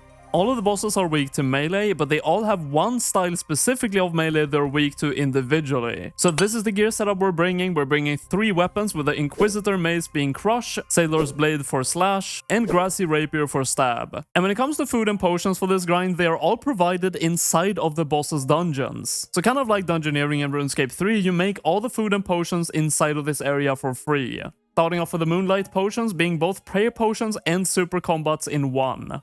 And when it comes to food, you can go here and fish, or you can catch some salamanders with hunter, but because it's based on like fishing or cooking levels, how much these heal, and my hunter level being lower than the fishing and cooking, I am going for the fish, and I feel like it's also a lot faster to collect these. And they are cooked on the stove right here, which also you can right click on to get 100 run instantly as well. So basically all supplies are paid for in this area. For the entirety of the video, the rotation of bosses I will be doing is first the Eclipse Moon, then the Blue Moon, and lastly the Blood Moon. The Eclipse Moon is defeated with the Grassy Rapier, the Blue Moon with the Inquisitor's Mace, and the Blood Moon with the Seldor's Blade. And because I have maxed combat and very good gear, I should be able to actually defeat these bosses before they even perform all of their mechanics most of the time. Completely skipped one of the mechanics on the Eclipse Moon because my DPS being so good, and we get a combat achievement as well. And you can see on the bottom right now the Eclipse Moon is green checked. The Inquisitor's Mace making light work out of the Blue Moon. That is now the second boss defeated for another combat achievement. Only the Blood Moon left to go. And that's it. That's the last one defeated. We also should get a combat achievement. Yes, we did. Moons of Peril Speed Trilist. That is killing them all under 8 minutes. So one run for me is like 5 minutes. So definitely takes a while. But it's time for the first loot of the entire video. We are at the lunar chest in the treasure room, and I've also added a loot tracker at the bottom of the screen. Also, on the release of these bosses, I did do some KC, 21 to be exact, and this is my collection log, but I never ended up getting any unique item. So maybe that can change right here. It does not. And that is 6.7k loot and also a combat achievement. There's definitely a bunch of combat achievements to go for here, most of them being fairly easy, but there's some that are a bit more complicated, but over the course of the video I do want to greenlog it. Already on the second chest we get some blessed bone shards and some sun-kissed bones, which are both new items, both which are used for a new way of training prayer, which we'll go over at the end. Okay, we have the first item coming in, the Blue Moon chest piece, very early on. We now have one piece of the magic set, and the way that the loot works here is that if you do get, for example, a magic set piece, you can't get a duplicate of it until you've completed the entire set. I have not mentioned it yet, but the special attack weapon I'm using is the Crystal Halberd, and this is exactly why. Look at that, 5547, and that is not even a max hit. I think my max hit is well around 120. The question everyone has to ask after they got an item, can we get a back-to-back? No! That's a terrible drop also. Oh my god, what? That was 121 damage and not even max hit.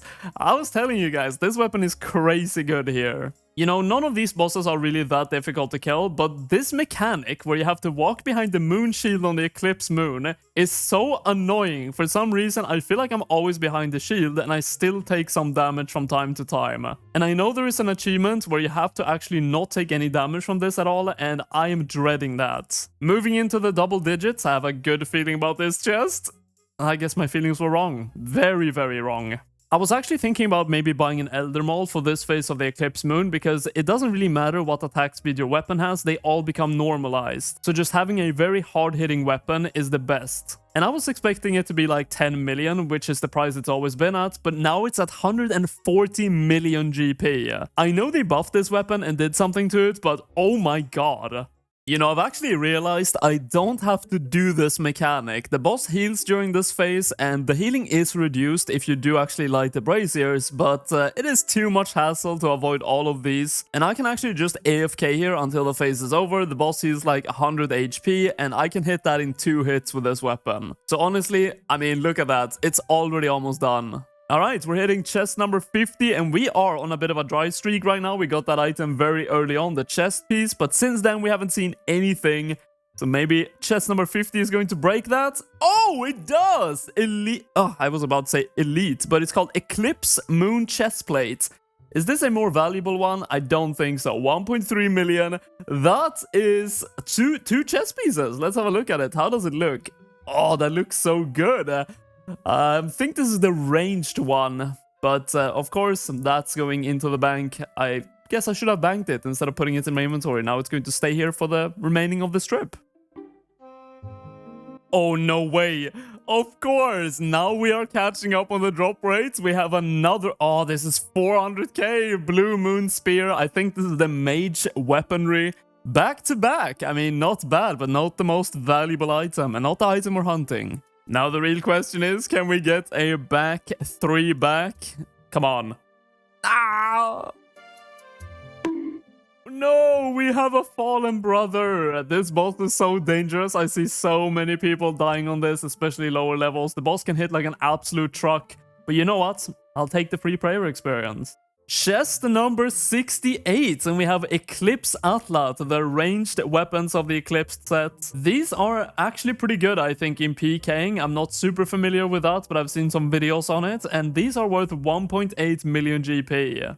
I think it is time for a bit of a collection log update. We've got 2 Eclipse items, the range set, and we've got 2 Blue Moon pieces, the mage set, but none of the Blood Moon pieces. And as I mentioned earlier, you can't get a duplicate of a set piece before you've completed the entire set. But as we've not seen any Blood Moon pieces yet, the chances of getting the weapon we're hunting has not increased at all yet. And here we are, standing before chest number 100 of the grind, and I have been getting roughly at high efficiency around 12 to 13 chests an hour. And this boss came out 40 days ago roughly as of recording this video, and if we have a look here at the high scores, Scary Moons has 5002 KC. And that means he's been killing these bosses since its release around 10.4 hours per day.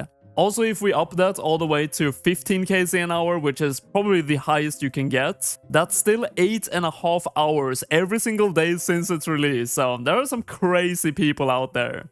But let's go ahead and claim chest number 100. Can we get something good for this one? And we cannot. Now that we're pretty much halfway through this grind, I think it's time for me to finish off the combat achievements of the Moons of Peril. We only have 4 more to go, back to our roots, Perilous Dancer, Betrayal, and the Clone Zone. The first one we're going to be doing is the Clone Zone, as it is pretty much the easiest one. You can only kill the Eclipse Moon by attacking its clones. Ah, we were so close. 38 HP off the first one, but now I can basically just AFK here and wait for the next one. The boss over the course of the fight actually loses some HP over time, so now it's 1 HP, and the second clone phase, that should be it. So there we go, the Clone Zone completed. And we have another achievement done, killing all the bosses with only a Dragon Scimitar. That should be it, yes. Back to our roots. We only have 2 more to go. Next up, we're going to be killing one of the moons with a weapon they drop themselves. So we're going to be using the Blue Moon Spear, which is a magic weapon, but you have some decent melee stats for this one as well to kill the Blue Moon.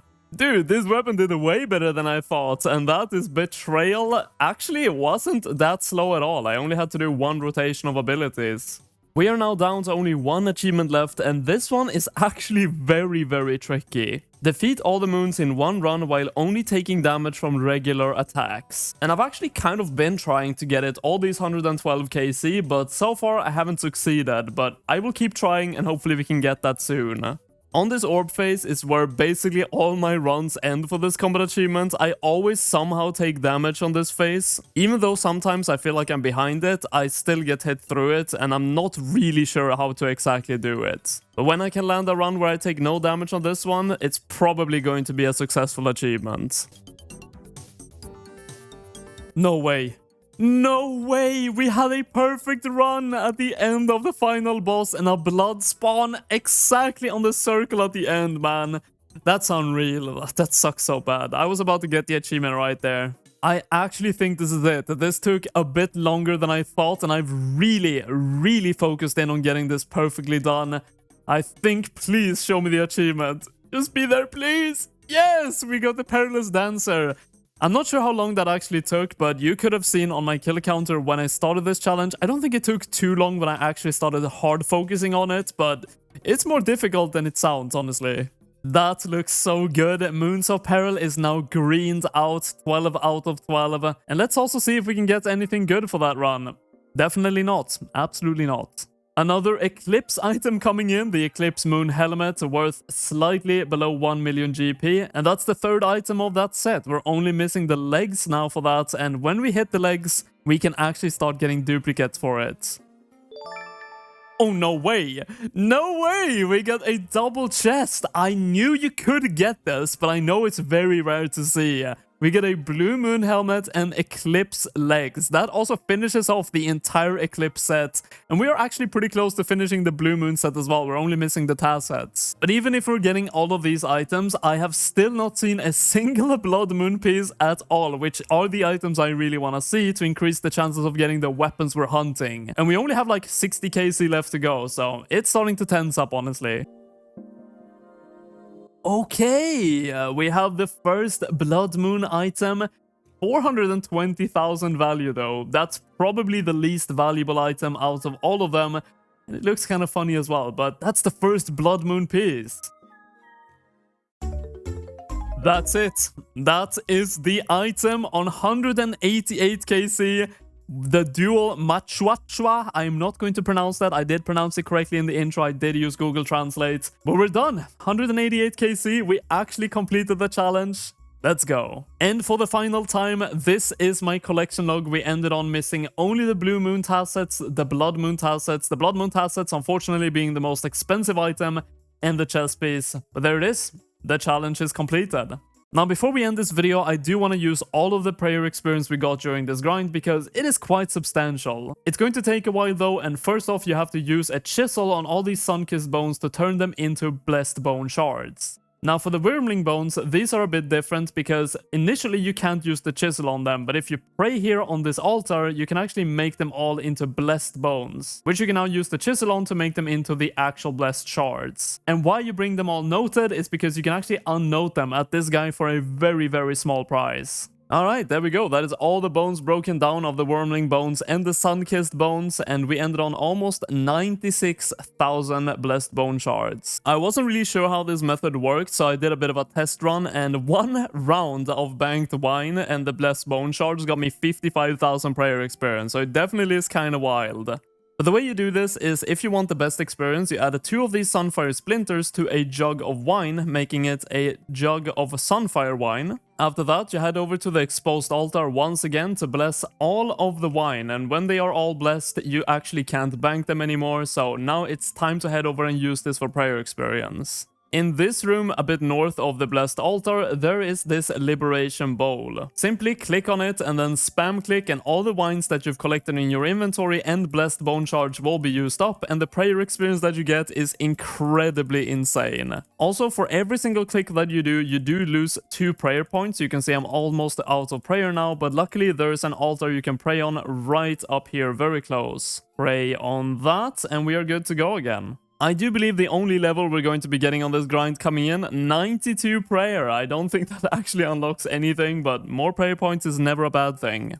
And we're down to the last few shards, and it's kind of crazy how much prayer experience that was. We did 188 lunar chests, and we ended on 574 almost thousand prayer experience. That means every single lunar chest that I looted was roughly worth 3,000 prayer experience, meaning each moon defeated is like 1,000. So for Iron Man especially, this is actually really good prayer experience. Before we head over to the GE to sell everything, I do want to mention that if you do want to max out the money from the Atlat darts, you can sell them to the West Ardoin General Store for 269 GP each instead of like 60 to the GE. But the problem is, after you sell 50, they are down to below GE value. So the problem is that you will have to world hop a ton if you want to sell them all for the max value, and for me, that's not really worth it. All of the big items have been sold, and some of them sold for quite a lot actually above GE value, especially the Blue Moon pieces, but let's go ahead and collect everything and see what the cash tag is like. 17 million, and let's see exactly 17.5 million, and pretty much all of that is pure profit as the supplies were offered to us in the caves. Today's challenge will focus on the well-known and near 19-year-old bosses, the Dagannoth Kings, composed of Dagannoth Rex, Prime and Supreme. After 19 years, they are still remarkably decent money. Now sadly the iconic Dragon Axe is only down to 70,000, however the big money makers here is the Berserker Ring and the Archer's Ring, sitting near 5 million and 3.5 million. But this time around we are here for something else. The goal for this episode is to receive any of the 3 Dagannoth King pets, individually dropping at a 1 in 5,000 from the respective boss. Now the bosses are fought on a rotation, so I'll be defeating roughly 1,666 of each individual Dagannoth King to ultimately reach the goal of 5,000 overall.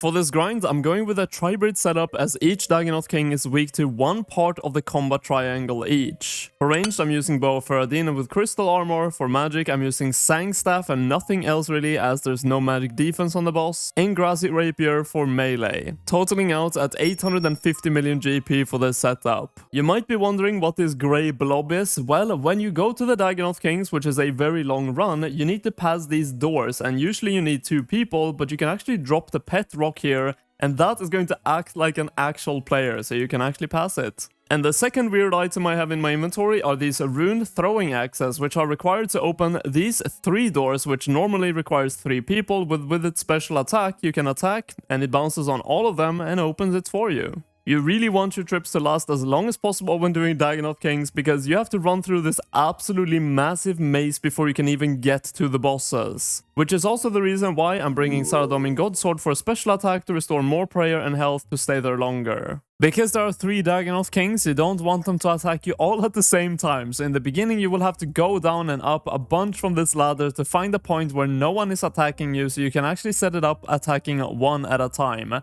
It doesn't really matter which one you attack at the beginning, but just getting the rotation started is what matters. But ideally, I like going with Rex first, which is the magic one, so for that I run all the way to the back of the room, and here I'm safe to start attacking the first one. We've now added a loot tracker, but I do think it is going to be kind of difficult to actually make good use of this during this video, because every single time I kill a new one, the tracker is going to update to that specific KC. And I might not kill exactly an even amount of all of them, but overall, of course, we're going for 5,000. And out of those 5k, this is the first one. And for an anti-fire potion, the best potion to use when you're slacking off at work. I am not really known for doing my diaries, but luckily the Fremenic one I have fully completed, and that is to a massive benefit for this grind specifically. It actually allows me to pick up every single Dagannoth bone with no problem at all during this grind because they drop noted. Honestly, the loot table for the Dagannoth Kings is kinda weird. They have a bunch of these kinda useless items on a 1 in 128 drop rate, Fremenic Blade, Fremenic Shield, a bunch of those things. I'm not going to be picking them up, but they have the same drop rate as the actual big uniques, the Dragon Axe, Berserker Ring, Archer's Ring, all of those rings, they all have the same drop rate. But because there's so many of them, I won't really call it a miss on the table if you do get one of these weird items. Okay, we have the first hard clue scroll of the grind. These are 1 in 42, but because I have the hard combat achievement done, they are down to 1 in 39. So in 5,000 KC, we are going to do a lot of clue scrolls most likely.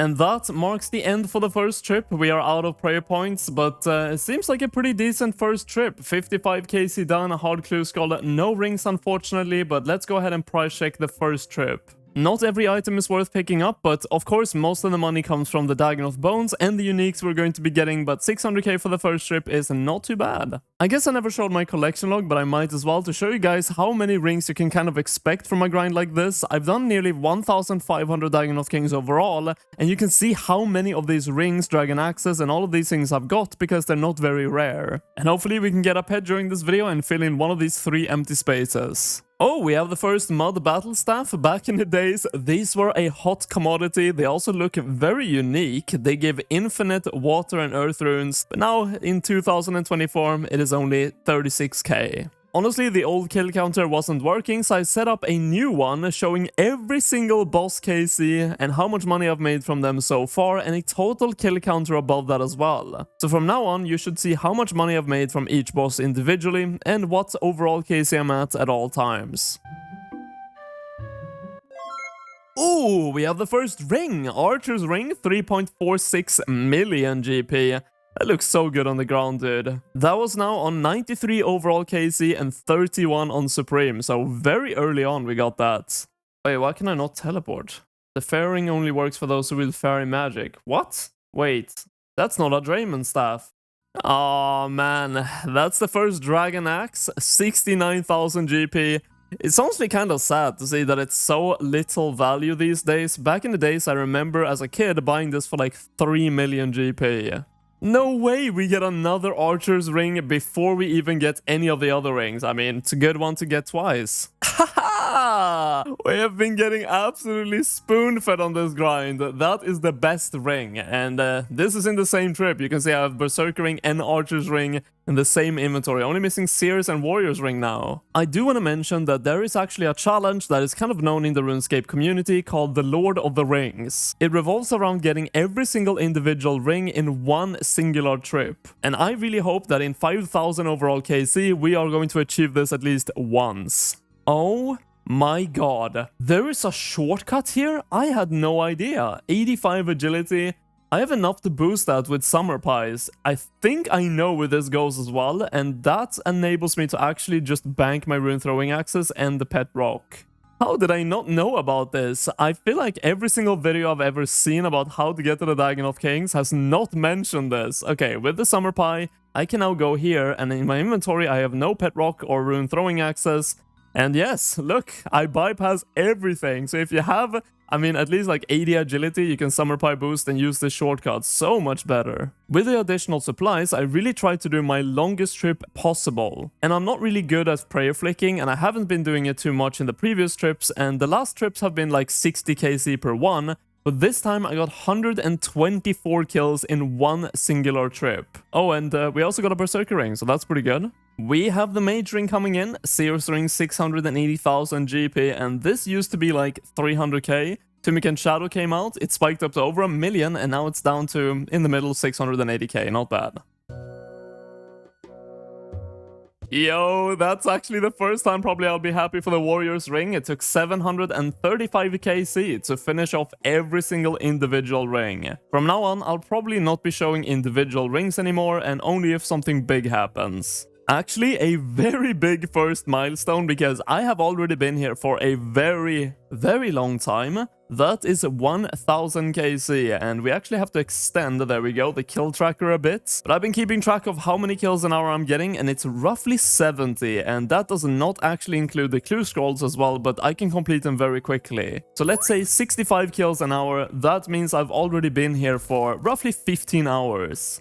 I actually have no idea why this clip is so laggy. It's actually never happened before, but the first time I actually got all of them on me at the same time and I just tried to prayer flick them was the time I realized these guys have combat achievements. So there is the first one completed for this video, and later on we are going to try to complete all of them, which are actually pretty difficult. Oh no way, this is a really special Warrior's ring. Look at my inventory, we now have every single ring except the Berserker ring. So we have our first shot at completing Lord of the Rings, let's go. You know, technically I could just save spot Rex for an infinite amount of time, because I don't need prayer for this, and also my Sanguinesti staff will infinitely heal me as much HP as I need. But I feel like that is very cheap, so I'm not going to be doing this method even though it is a viable one. It doesn't seem like we're actually going to be able to finish this Lord of the Rings. The one time we actually do have a chance to get it, I did not have enough supplies to actually go all the way and get lucky enough to get the ring. Of course, it's very difficult when you're on the last one, because it's 1 in 128 for each ring, so technically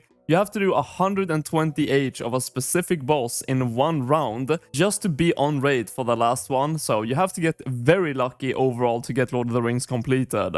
Oh my god, no way! We have an Archer's ring, we have a Warrior's ring and a Seer's ring in our inventory. We're only missing the Berserker ring now. Rex, come on! Give us the Lord of the Rings! You really don't get these chances too often. I've been very lucky to have the back-to-back chances, but it seems like, again, yeah, we are not completing Lord of the Rings. I have to teleport out.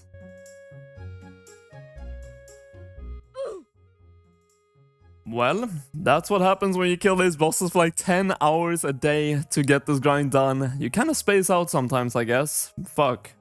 After this prime, we're going to be hitting overall 2000 Dagannoth Kings, and I feel like this is a good point to start actually finishing off the combat achievements, because I'm getting to halfway of the drop rate of the pets, and they could finish off this grind at any time if we would get one of them. There's an overall of 6 combat achievements I'm missing, and some of them require me to have every single Dagannoth King attack me at once, so for this I am using a very tanky setup with a Blood Amulet of Fury, and there is a combat achievement that requires me to kill all of them at basically the same time, and for that we are using Chinchompas. But we're starting off very simple, with the first one being kill Dagannoth Rex while he is immobilized, and basically all you have to do for that is just throw an Entangle, an Ice Barrage, or just anything like that, and then finish off the boss. As I have very good damage, that should be good enough. A Frozen King completed.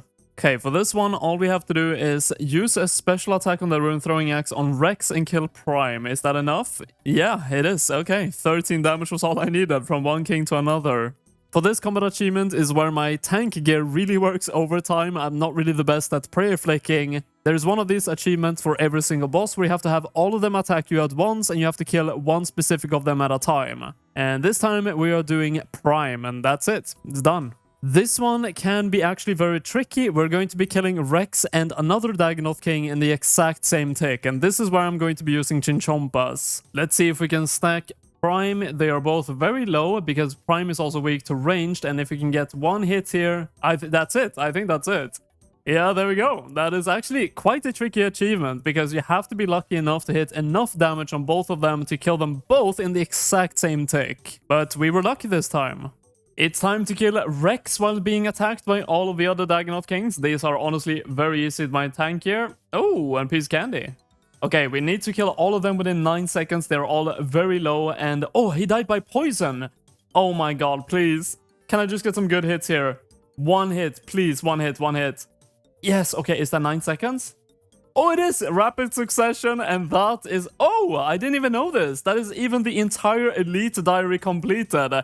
And we have now green-logged Dagannoth Kings. Some of those achievements were pretty difficult. But that is Dagannoth Prime, Rex, and Supreme all green-logged. And for some reason, Rex just has one more achievement than the rest. But it's now time to claim all the rewards for the Elite tier. Probably going to be using this on Agility. And we're also going to get another Gommal's Hilt. I'm not entirely sure what the Gommal Hilts are really used for, but there is some rewards for having the Elite completed, which is a higher drop rate on Elite clue scrolls. And we haven't seen a single Elite clue from this entire grind so far in 2,000 kills. And of course, we get some experience lamps for 25,000 agility.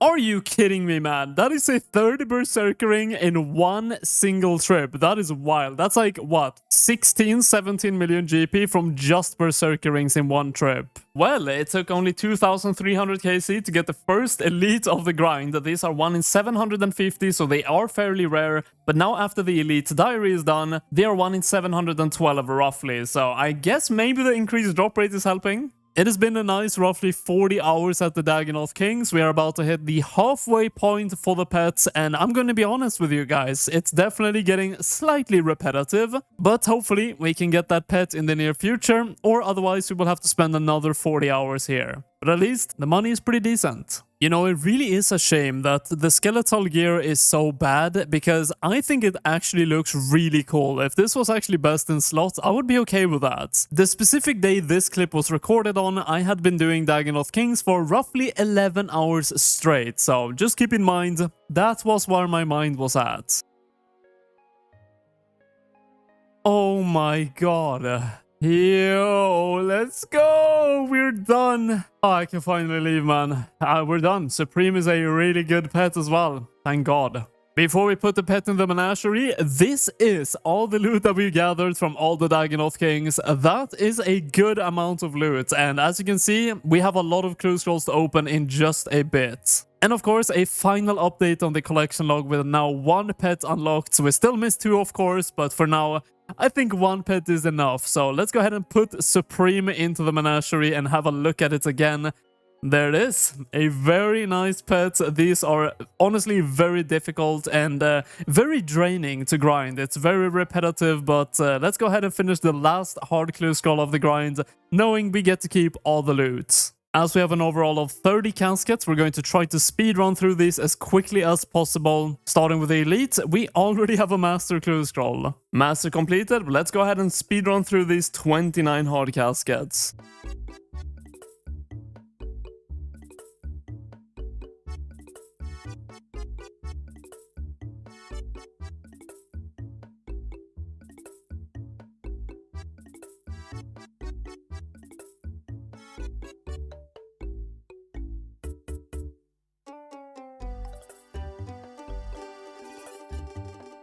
And the last one, no master for a while there at the end.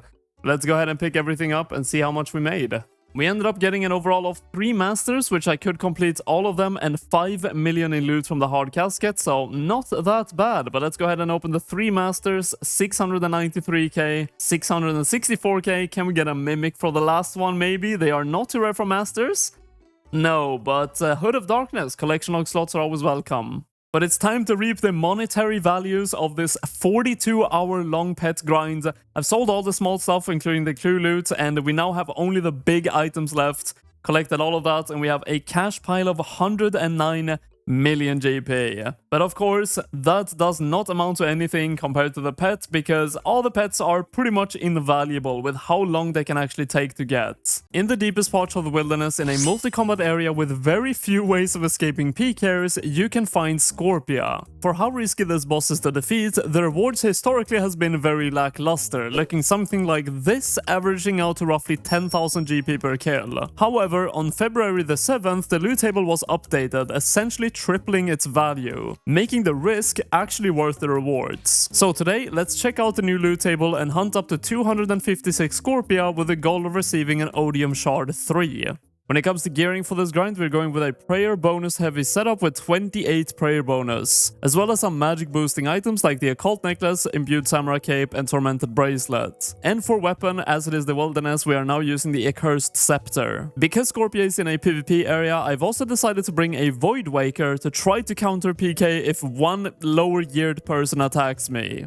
And even with all these valuable items, I'm only really risking 1.5 million if you also account for the ether in my accursed scepter, which is not too bad. At this point, you might be wondering, what is this lockpick doing in your inventory? Well, as a matter of fact, it's actually used as an escape. This is the Scorpia cave right here, and left of it, you can actually picklock a door with this lockpick, and if the enemy PKer that attacks you does not have a lockpick, you can easily escape this way. There are magic access inside of here, so you actually can't log out, but you can alter for the game, and eventually you get force logged out. But even making it this far is honestly kind of unlikely if a team attacks you, but if one person attacks me, that's definitely a different story. And PKs are definitely the hardest part of this grind, because actually killing Scorpia is probably one of the easiest things in the entire game. Make sure you drink your anti-poison, and then all you have to do is ice barrage the boss, and from here, with the accursed scepter, you probably have enough damage to literally just AFK and kill the boss. And in this clip in the background, the minions didn't actually even spawn, so I had a very easy first kill. Just to show you guys the actual minions, when the boss is low HP, it spawns these Scorpia's guardians, and they actually spam heal the boss for 8 hit points. If I get some good hits in a row, I can just kill the boss like that, but normally you want to freeze them, kite the boss away from them, and then kill it. Normally for a grind like this, I would not be using Augury, as it drains a bunch of prayer and basically only gave accuracy before, and I don't really miss on Scorpia, but nowadays,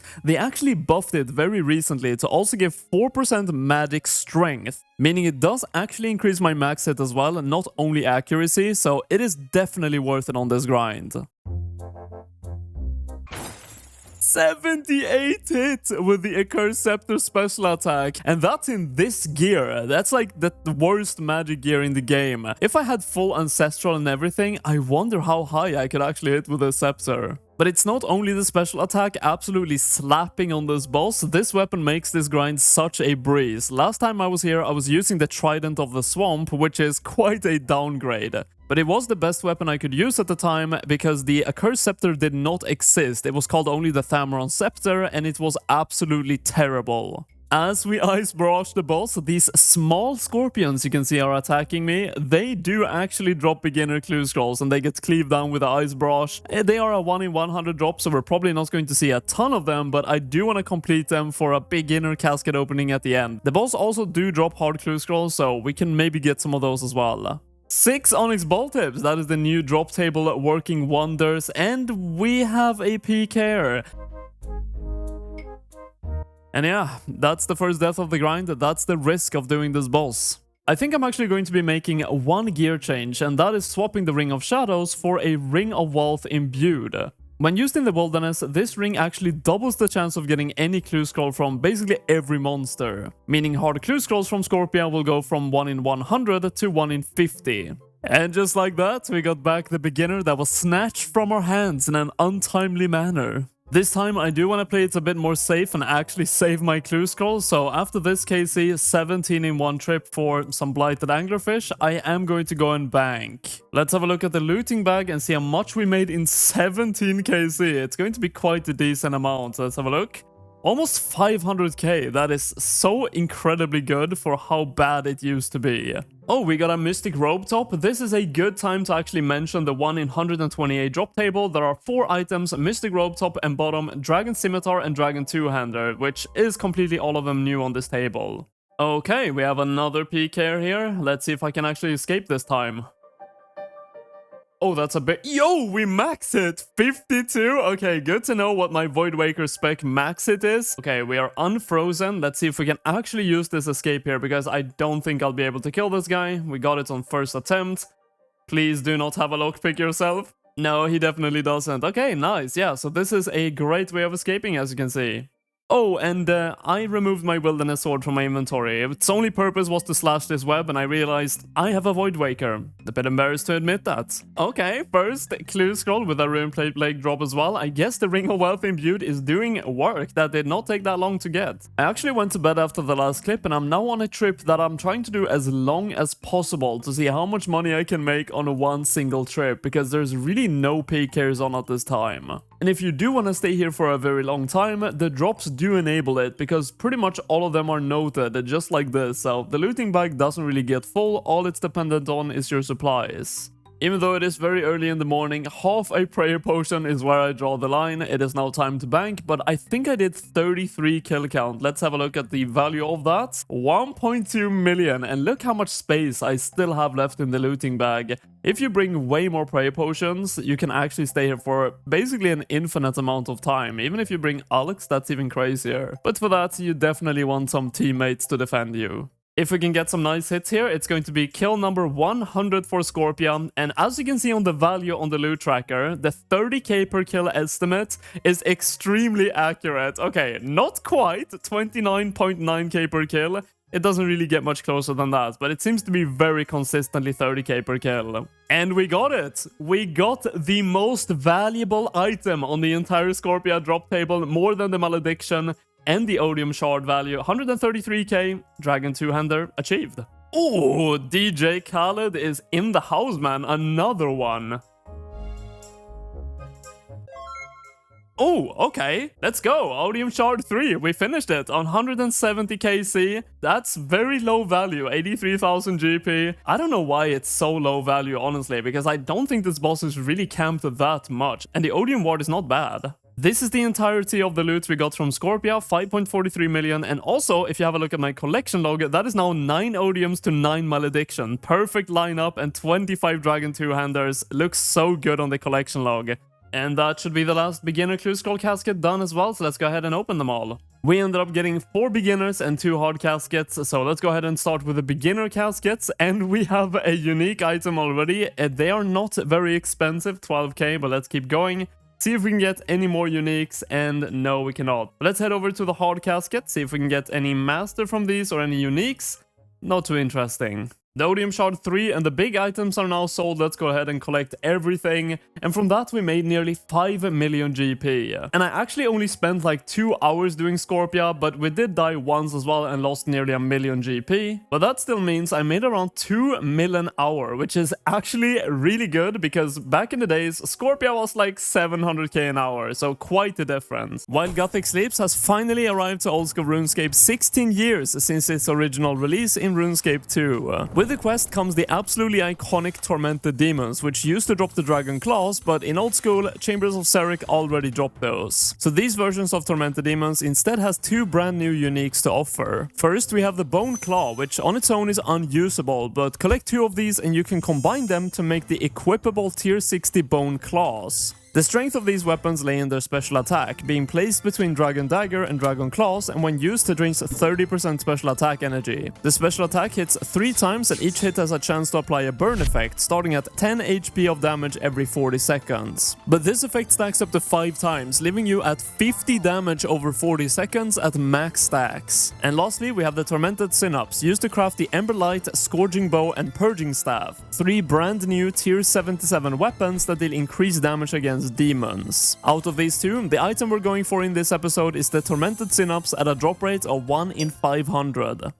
Quick disclaimer, I started recording for this episode roughly 2 days after the update went live, and it's now been 1 week. And the drop rates of the Synapse has not changed on the wiki yet at all. The wiki has tracked over 750,000 KC and landed on 1 in 499, but 1 in 500 seems way more likely, hence it's the stated rate for this video. Also on the weekly reset after, they reworked the drop table slightly, increasing the drop rate of the Bone Claw by 17% as well as renaming it to Burning Claws. They also removed and added a few items to the regular loot table, but it's nothing major, so let's get into the grind. But of course, first of all, we have to actually complete the quest to get access to the Tormented Demons, and I loved this quest in RuneScape 3, so I'm really excited to get this started. Oh, is that the future riches that Tormented Demons has for me? I sure hope so. That is a very weird glitter animation, I do have to say. I am not too into the lore of RuneScape, I have to say, but this guy, Araxytes, is actually a Barrow's brother boss in RuneScape 3, so maybe we can get this as a future boss, who knows?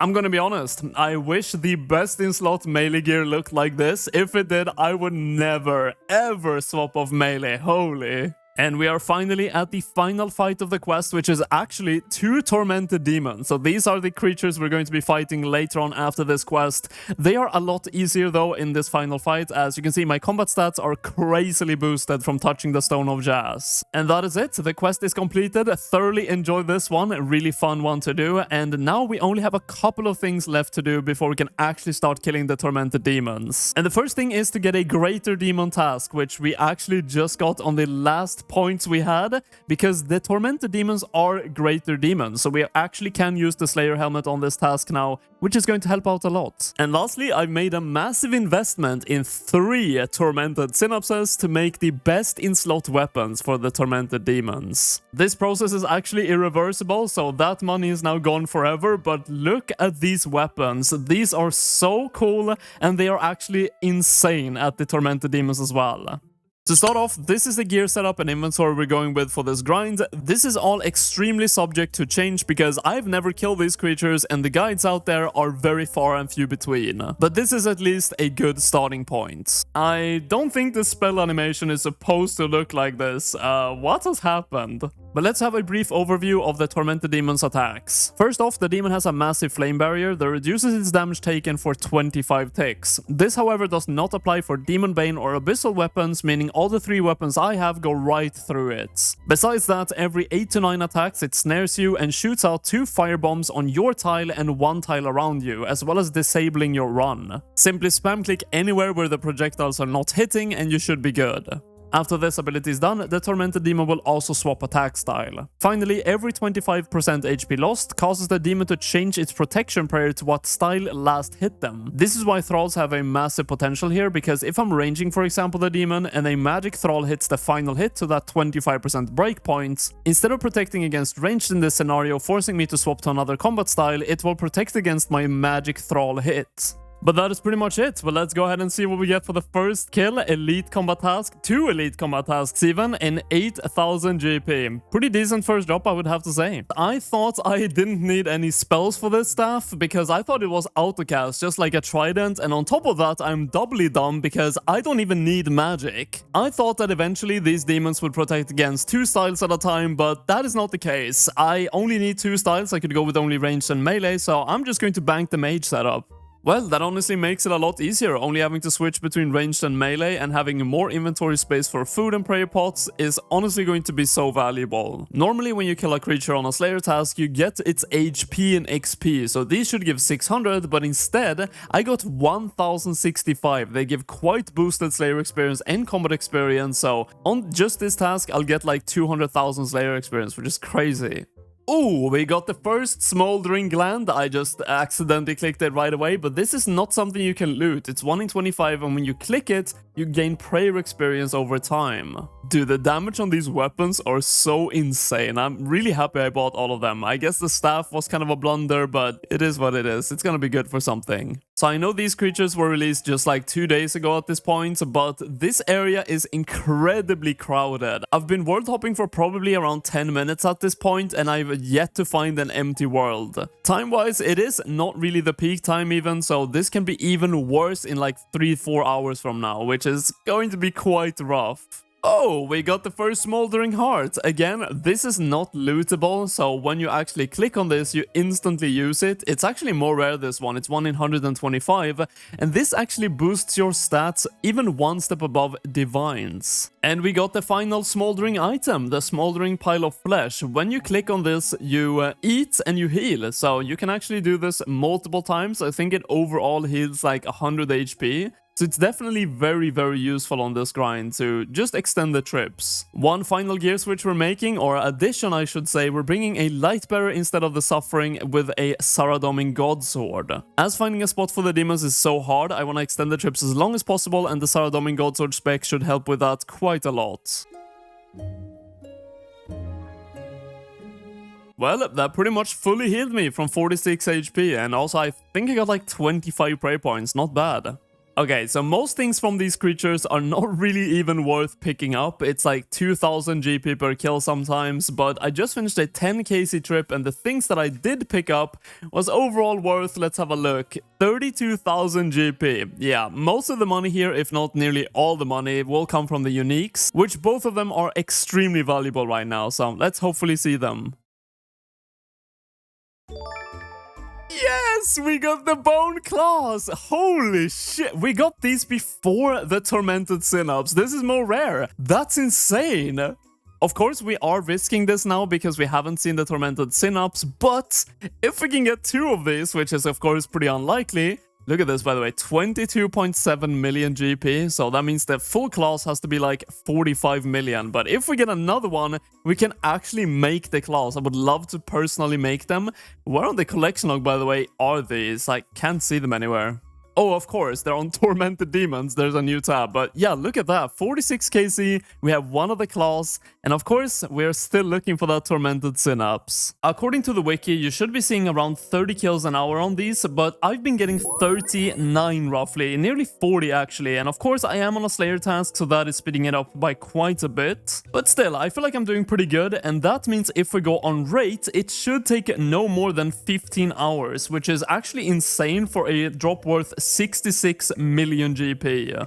With this kill, we're hitting the first big milestone of 100 KC, and as you can see on the loot tracker, that is nearly exactly 20 million GP. But of course, the regular loot is not really contributing to that much, so really it's all in the uniques. Now that I have some more experience at the Tormented Demons and I'm 132 KC deep, I have changed my inventory quite a lot. I can now avoid pretty much all the damage, and I do get some of those smoldering flesh as well that actually gives me more HP, so I think 5 anglerfish should be good enough, and maybe we can do like a 20 KC trip.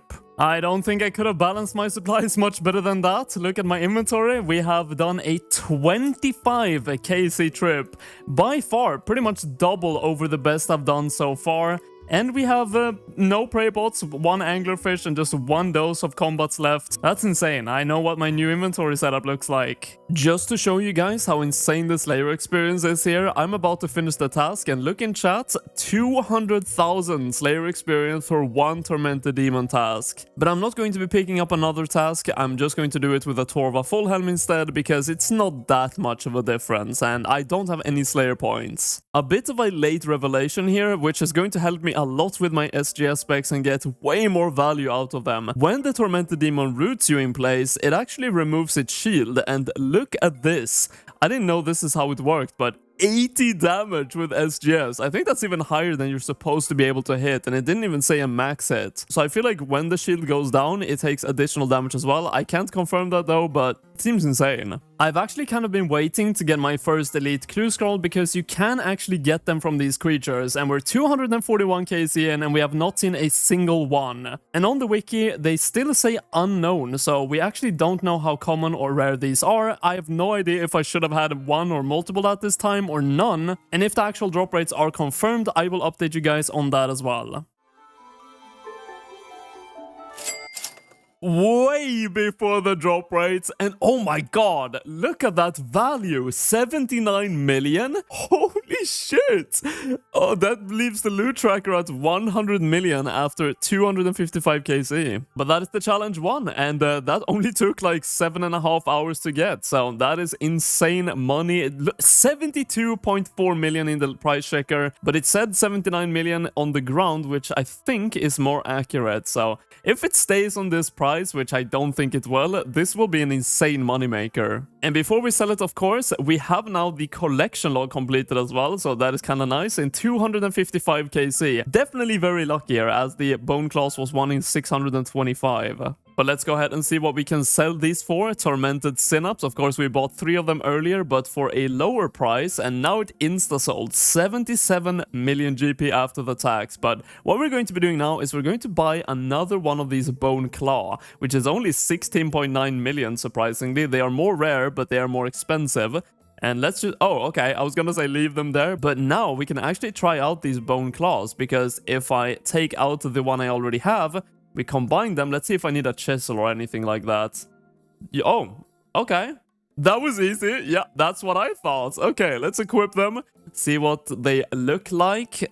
Okay, they look pretty good, actually. I kind of like that look. But let's go ahead and try them out. But let's go ahead and give it a go. Let's special attack the dummy in my house, and let's see the animation. Nice animation, and that was a max hit of 61 damage, I'm pretty sure. Of course, I don't have the Infernal Cape, and I'm not using the Altar Ring, and we can also see the burn now, so that is ticking for 1 damage. I don't know if it just ticks faster when you've stacked it up, or if it actually does more damage. But I do want to see these in action on an actual boss, and the Vardorvis has a very low slash defense. Okay, already did great damage there on the first one. Second one, an absolutely atrocious, and then third one was almost exactly max it. But now you can see it is burning for 1 damage, so it is not stacking up higher than that, it seems. But I'm going to stay here, do the new special attacks when I get them, and see if we can stack it up even higher. Okay, so yes, it can stack higher than 1 damage, and it's not only speeding up the tick speed, because now it's taking 2 fire damage, which is not a massive amount, but that as additional damage on top of the damage it's already doing is not bad. But on this grind we ended up making a lot of money, but unfortunately we never found out the drop rate of the Elite Clue Scroll, and even to this day, over a week after release, it has still not been revealed yet. This is the Amulet of Glory, an extremely well-known item for its good stats and extremely useful teleports, all for a cost of only 11.8 thousand GP. But this version only has a limited amount of charges until you need to recharge it again, either at the Fountain of Old in the Myths Guild or the Fountain of Heroes in the Heroes Guild, granting it 4 charges again. But there is one more area this can be charged at, which will always grant it 6 charges, and that is the Fountain of Rune located deep into the wilderness. And that is not all. When charging an amulet here, you have a 1 in 25,000 chance of turning it into an Eternal Amulet of Glory, which, as the name suggests, has infinite teleport charges. Now, with current prices, the Eternal Amulet of Glory is worth quite a bit more, a staggering 55 million GP. So in this episode, I will purchase 25,000 uncharged Amulet of Glories for nearly 300 million GP, with the hopes of seeing one of them turn into its Eternal version. Unfortunately, the Amulet of Glory has actually gone up in price a bit. It is now over 12,000 GP, and we have an offer in for 300 million GP on 25,000 of them. And as you can see, they are slowly coming in, and hopefully we should get all of them in no time and be able to start the grind. While we're waiting for these Amulets of Glories to buy, we have the perfect opportunity to finish off one integral part of this grind, the Wilderness Elite Diary. And here we go, the final step of the Wilderness Elite Diary being done, and we can now go get the Wilderness Sword, which is the important part of this. 83 agility from the Experience Lamp, but that is not why. This Wilderness Sword is incredibly good because it allows you to infinitely teleport. Let me show you guys, this is incredibly good for this grind. Right here, literally where you charge the glories. So after this, I charge them and I run all the way up here, if we go onto the map. Run to this obelisk right here, teleport to our bank, and then teleport back with the new glories. Hey, look at that. We already almost have 5,000 glories. I'm going to take these out, and I'm going to be putting them into the bank in one tab, because I can't have a loot tracker for this video. It's kind of hard to keep track of how many glories I've charged. So I'm just going to have them all in one tab and just keep this offer in and put them in there as we go along. Oh, and by the way, this video will be the riskiest money-wise in my entire undrop rate series, as I will be counting all the charged glories as my actual loot. So if we end up getting 25,000 charged glories with no Eternal, I'm giving away all those 25,000 glories. But let's give a first inventory a go. I think this is one of the best routes I can do. First off, of course, teleport with a new acquired sword and then use them all on the pillar. Every time I do this, I will profit some because these are 12.5k and I'm buying them for 12,000 GP. So every inventory is actually 14,000 GP profit, and of course, if we do get the Eternal Glory, we are making bank. I have my destination set on these pillars to 13 Wilderness, so we will be able to teleport right into the Ferox Enclave, which I think we're actually teleporting to right now, but just having the Ring of Dueling in my inventory to do this when I get there is actually faster, so I can also restore my stamina here on the pools and get new glories from this bank. Restore my stamina, and back we go for another inventory. You know, I kind of realized I will definitely not have to buy more than 25,000 glories, because even if I die with them right after I charge them, I've still charged them towards that 25,000 I'm buying. And the odds of me dying before I charge them is so minuscule, because even if a full team stands here, it is a multi-area, so it is possible, and them actually killing me before I just get to charge them on this Fountain of Rune is really unlikely. But you know what? If that happens, then fair enough to that team. They do deserve my 27 glories. You know, over the course of the On-Drop Rate series, I have unlocked a good amount of these miscellaneous collection log slots, with one of my crowning jewel, of course, being the Dragon Full Helm, but just below that is the Eternal Glory. So if we get it, it is going to be a collection log pop-up, which is always nice dopamine to get. And, of course, if I do not get it, well, let's not talk about it. One of, if not the best plugin RuneLite has is this one, Menu Entry Swapper. It allows you to change the order on all of these different options on items or on objects. And my left click option is just use, so I can just do that right away instead of equipping it. And you do that by holding shift with Menu Entry Swapper enabled and swapping your left click to use. And that goes for this teleport as well. It's normally on activate on the left click, but instead you want it on teleport to destination. So time to shift click, left option, teleport to destination, and now you can just click it and you're done. Oh, and of course, on my Wilderness Sword as well.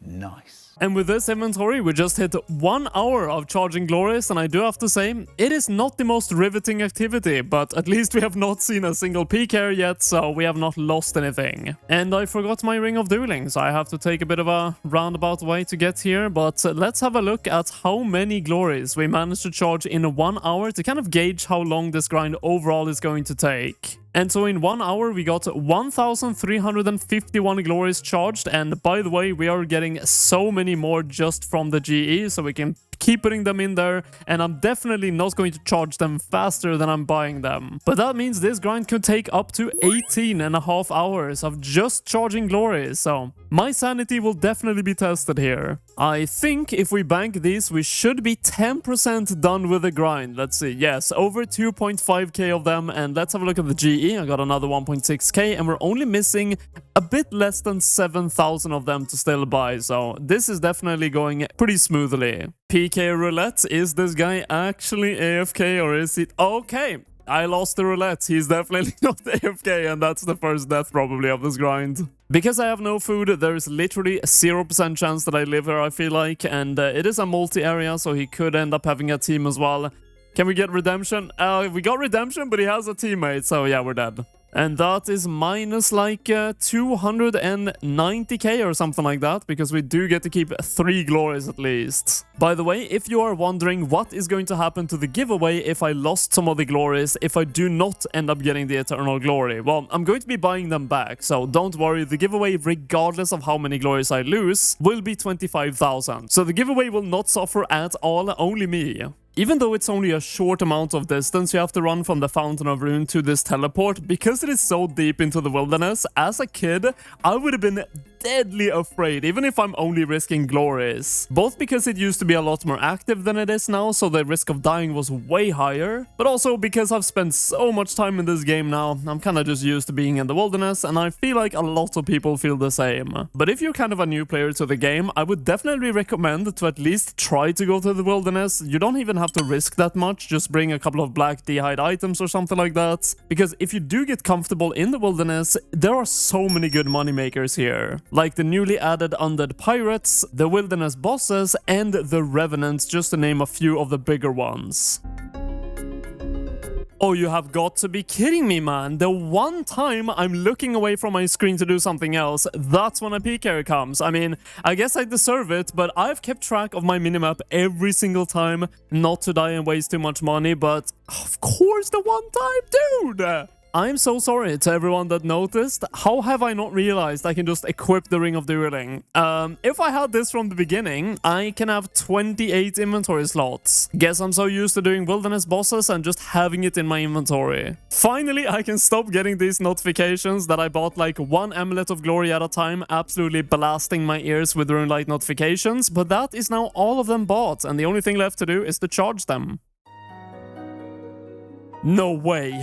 No way! Oh, let's go! We actually got the Eternal Glow. Okay, we're done. No money is risked anymore. Let's go ahead and equip this beautiful amulet. Look at the clan chat absolutely freaking out. I think I'm close to 10,000 glories charged. And of course, we have to have a look at the collection log. Let's go over to other, all the way down to miscellaneous. This is actually a very nice slot to have done. And there it is, right under the Dragonfall helm. And in honor of getting this amulet, we are going to now use it to teleport to Edgeville. And of course, it has infinite charges, so I can still sell it, no problem at all. And when it comes to how many glories I charged, just barely below 10,000. And this tab is now 354 million. Hopefully, I can actually sell all of these amulets for the price that I bought them, and also sell the charged ones at a profit. Had a bit of a look at the GE tracker, and it seems like I can actually sell all of these for this price. 250 GP profit on every single charged glory, and you can see they are actually selling.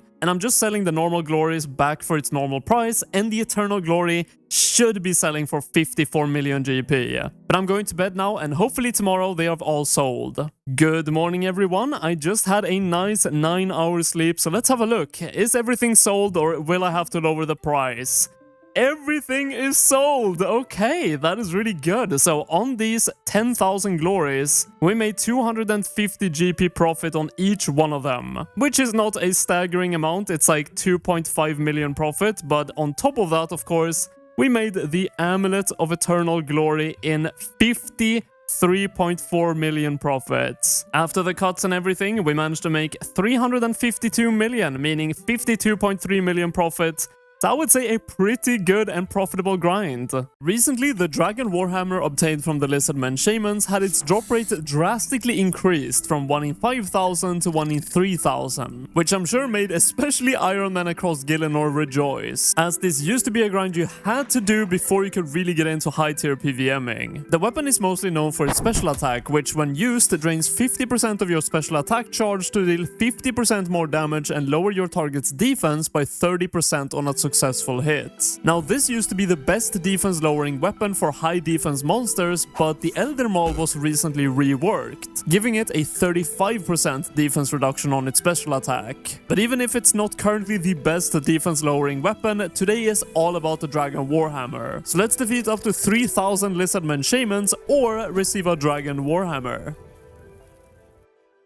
Starting off the grind with two investments that I think are going to pay dividends like crazy. The Venator ring is going to help a lot with damage, being a new and the strongest ranged ring in the game. And on top of that, these ornament kits are actually going to help a lot with morale, because having a fancy cannon is going to be essential. I have actually never used these, so I'm not sure how to do it exactly. I think you just... yeah, okay. So buying 4 of them was correctly. I have to use 1 on every single one of them. And look at this, it is going to be so fancy. Let's put it out. I don't know why I didn't buy this earlier, honestly, because I really love this design. Also, when a cannonball is shot out, there's blue fire from that cannon. So, really looking forward to see this in action. When it comes to my gear setup for this grind, we're running a full Shazian gear outfit, which gives you immunity to their acid spit attack, which can hit up to 30 unblockable damage, along with a blowpipe with amethyst darts. Of course, as previously shown, we're also bringing a cannon, anti-poisons, as many prey potions as we can, and runes for high alchemy for all the rune items you can get. As we're getting ready to start killing these Lizardman Shamans, we have added the loot tracker at the bottom of the screen. And when it comes to stamina potions, I might be bringing more of them in the future as I get more comfortable and more into it, because basically every single point of damage can be avoided if you play everything right. So let's set up our cannon and go over the mechanics you will deal with when fighting Lizardman Shamans. The protection prayer of choice here should always be protect from ranged while staying out of their melee range, as they can hit you up to 31 damage if you get too close. Besides that, they have 3 main mechanics, the first one being a poison ball attack that hits up to 30 damage but is completely negated when wearing the highest tier of Shazian armor. Secondly, the Lizardman Shaman will jump up and disappear off your screen for a few game ticks, to then crash down on where you stood when they initially jumped up. This can be negated by standing close to a wall at all times, as if there's not enough space for them to land, they won't use the jump ability at all. And lastly, they will summon several small purple minions that after a few seconds will explode, dealing 5 to 10 damage per minion. This one is very simple. Do not be close to them when they explode, and that's it. Okay, already we have a 1 in 1042 drop with a magic seed, only 31 KC in, and I do have to say, we're probably going to get a lot of these because there is a massive seed drop table on these which have a lot of rare seeds, and on top of that, the normal rare drop table. And just like that, these are 1 in 446, another rare seed. Killing Lizardman Shamans is so eventful. You always see something interesting every trip, and this time we get a Sarek's Talisman. These are 1 in 250, but actually 1 in 125 if you just have the easy Current and Kebble's Diary completed. Which I do have, and it's not really worth anything, but you can dismantle it for 100 Lizardman Fangs worth 1.5k, so not too much. When this Divine Ranging Potion runs out, I've been here for 20 minutes. And we got roughly 60 KC, meaning I'm getting around 180 kills an hour. And that means if we go all the way to 3000 KC, this should be a 16-hour grind roughly. And that means the drop rate increase from 1 in 5000 to 1 in 3000 has saved me 11 hours of grinding these Lizardman Shamans. And of course, if you're a lower tier player like an Iron Man who doesn't have access to the best gear possible, then this is going to save even more time. Oh, and in terms of loot I picked up, we got 351,000 GP. And to be honest, because of all the super restores you use here, and because I'm using a cannon, that most likely covers basic supplies. But if we do get a Dragon Warhammer, that is another story. This might seem very random, but it does have to do with Lizardman Shamans, trust me. I am at the normal gauntlet just to get 2 combat achievements, because I am extremely close to finishing the Elite Combat Diary. And that should be the first one, Egginol Diet for 4 points. I only need 2 more points, as you can see right there, because completing the Elite Diary actually increases the chance of getting elite clue scrolls from every source, and that of course includes Lizardman Shamans. And I think that should be it. Yes, the boss is dead. Let's see if we get the final achievement. Yes, we do. Crystalline Warrior. And on top of that, the elite tier has been completed. And let's see what the final loot from this chest is. Not too bad for normal gauntlet, honestly, but that is now a 5% increase to all elite clue scroll drops in the game, which is going to be useful overall for this account. Oh no, we got the wrong Warhammer. The obligatory Rune Warhammer comment about, oh, this could have been the Dragon Warhammer if it just had a different color. That's how it works, right? That's how drop rate works.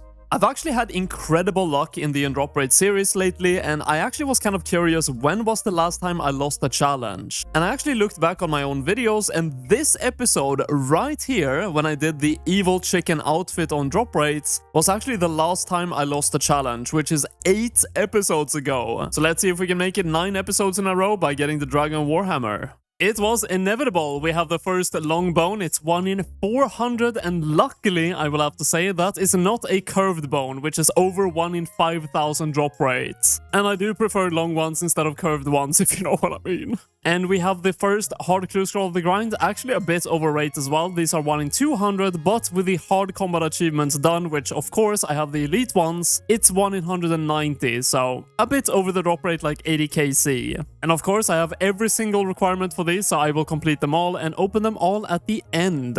Wait, hold on a minute here. I've had this uncut diamond on the floor for a while. I do believe this is actually a very rare item. Let me have a look at the random drop table. Hopefully I don't die here. I think it's extremely rare. One of the most rare. It's 1 in over 10,000. That's one of the worst items to see on this grind. Literally more than 3 times the drop rate of the Dragon Warhammer. We are on a streak for rare drop table items that are absolutely useless. Well, to be fair, this one is 65k, and it is a dragon item, shield left half, but not the correct dragon item you do want to see on the ground. So we are about to hit 1000 KC, and pretty consistently I've been getting around 160 kills an hour, and that does include doing the clue scrolls, which I've done 3 of them. So I've actually been here for a bit more than 6 hours, and that means, by the way, that with the reduction of the drop rate from 1 in 5000 to 1 in 3000, the drop rate increase actually saved me like 12 to 13 hours of just grinding Lizardman Shamans compared to the old drop rates. And of course I have pretty good gear, so if you're a less geared player like an Iron Man, it can save even more time. You have got to be kidding me, dude! Let's go! That's another challenge one. That's 9 in a row. I was just packing up my cannon. I had no supplies left. 1125 KC. Look at that. Another Dragon Warhammer obtained and another challenge one. I literally cannot stop winning in this series. It is kind of crazy, but let's have a look at the collection log as well. Of course, I have done this before. Where are the Oh, it's at the top. There is the Dragon Warhammer. We've got 3 of them so far. And I've actually been very lucky because I have not killed even that many Lizardman Shamans for how many Dragon Warhammers I've got. And of course, most of them was with a 1 in 5000 rate. Alright, you can actually check out here how many you've killed. I've killed 6908, and considering most of that, like 5700, was before the drop rate change, I should have received roughly 1.5 Dragon Warhammers, but of course we have 3, so very lucky. With the newly acquired the Dragon Warhammer in hand, we have 4 hard clue scrolls to open, and let's see if we can keep on being very lucky with these ones, maybe get some masters. 65,000, 158k, 84k, no master at all. Last one, and 49k. And overall, 357k, I guess it could have been worse. And finally, we have sold all the regular loot and the Dragon Warhammer, which sold instantly for 19 million, and it actually sold pretty much exactly for 19 million. And that means from just 6.5 hours of Lizardman Shamans, we went away with 24.6 million GP. The new Slayer boss Araxytes was just released, and everyone was rushing to receive its new uniques, the Amulet of Rancor and Noxious Halberd. But with the same update came actually another item that changed multiple grinds and accounts in a massive way. That item is the Aranea boots, dropped by the smaller Araxytes outside of the Araxor's lair. Because they require no defense level at all to equip, they are now the best in-slot boots for 1 defense pures and berserkers, sporting a +4 strength bonus and +1 prayer bonus and a minor magic and ranged attack bonus. But that is not all. While the boots are equipped, they also negate a bunch of abilities used by the various spider bosses in old school RuneScape, and the blocking effect is available once every 4.8 seconds. These boots do have different drop rates depending on what level of Araxyte you kill, and the best drop rate is from the level 146 Araxytes with a drop rate of 1 in 2000 off task, but 1 in 800 on task. And that is the rate we're going for, so let's kill up to 800 Araxytes or get the Aranea boots. One of the best weapons you can use here is actually the Venator bow, because they have 1 range defense and there should be quite a lot of them stacked up. So we're going to be buying that first for quite a lot of money, to be fair, 90 million almost exactly, but it is going to be worth it. But here's my final setup, the best range gear I could get my hands on, with also a Bracelet of Slaughter. This one has a 1 in 4 chance when I kill a Slayer creature on task to not count towards the task. And as we might need all the way up to 800 Araxytes on task, this is going to help out a lot. Also, for the first time, we are going to get to use the extended anti-venom, which came actually with the Araxor updates. Previously, the normal anti-venom plus gave you a 3.6 minute immunity to venom, but the extended version gives you a 6.3 minute. So at least it matches up a lot better with the divine potions. I still have 109 Araxytes left from the task when Araxor came out, and I still have 1.5k Slayer points as well, so maybe, if we're lucky, we won't even have to farm any points. Now, the best place to kill the big Araxytes is in this part of the cave right here, the first agility shortcut you can take. And I can see someone is already here, and they're fighting a superior Dreadborn Araxyte. This one has a pretty good drop rate of the boots as well. So I will have to world hop, unfortunately, but look at this. Look how many of the highest level Araxytes there are here. Only like 15 world hops later, we finally find the world. We have the loot tracker added, and it is kind of close to the update, so let's see if it's actually going to work. It does. Okay, perfect. And the first drop is 5 Araxytes venom sacks, which actually is a guaranteed drop. Not necessarily 5 of them, but you always are guaranteed 1. And then there's another 1 in 25.4 drop to get an additional 4. So on the first one, we got kind of lucky. If these Araxytes turn out to be pretty good money, I can imagine this being a pretty good AFK moneymaker. Unfortunately, of course, the cannonballs do cost quite a bit, but the cannon plus the Venator bow combo is extremely destructive. Of course, I'm not very deep into the grind yet, but I can imagine even off task, you can probably get like 500 kills an hour here. Very lucky on the first hard clue scroll. These are 1 in 128 drop rates, but we got it on 33 KC, so maybe we're going to be getting a bunch of these. You know, doing this puzzle box really reminds me every time of how lucky we are to have Rune Light, because do you guys remember solving this, going all the way over to like Rune HQ or Cybes or something like that, or just having to solve it yourself? Imagine the horrors. It's a very good thing I brought the high alchemy spell with me here, because these guys drop alcheballs like absolutely crazy, even 2 at a time. This is the alcheball table. There's not too many items, but they all have a pretty common drop rates. So in the end, we'll probably have made most of our money from this specific table. I'm such an idiot. I didn't even notice my HP was going down and my prayer was off. Well, I have to be the first one to die on Araxytes. Well, we're coming back strong at least, paying back for some of the death cost. We got both the Rune Plate Leg drop, which is one of the most valuable drops you can get, and the 2 Raynar seeds. The only more valuable drop, I think, is of course the boots, and then also a Snapdragon seed drop. But besides that, those are the most valuable drops you can get.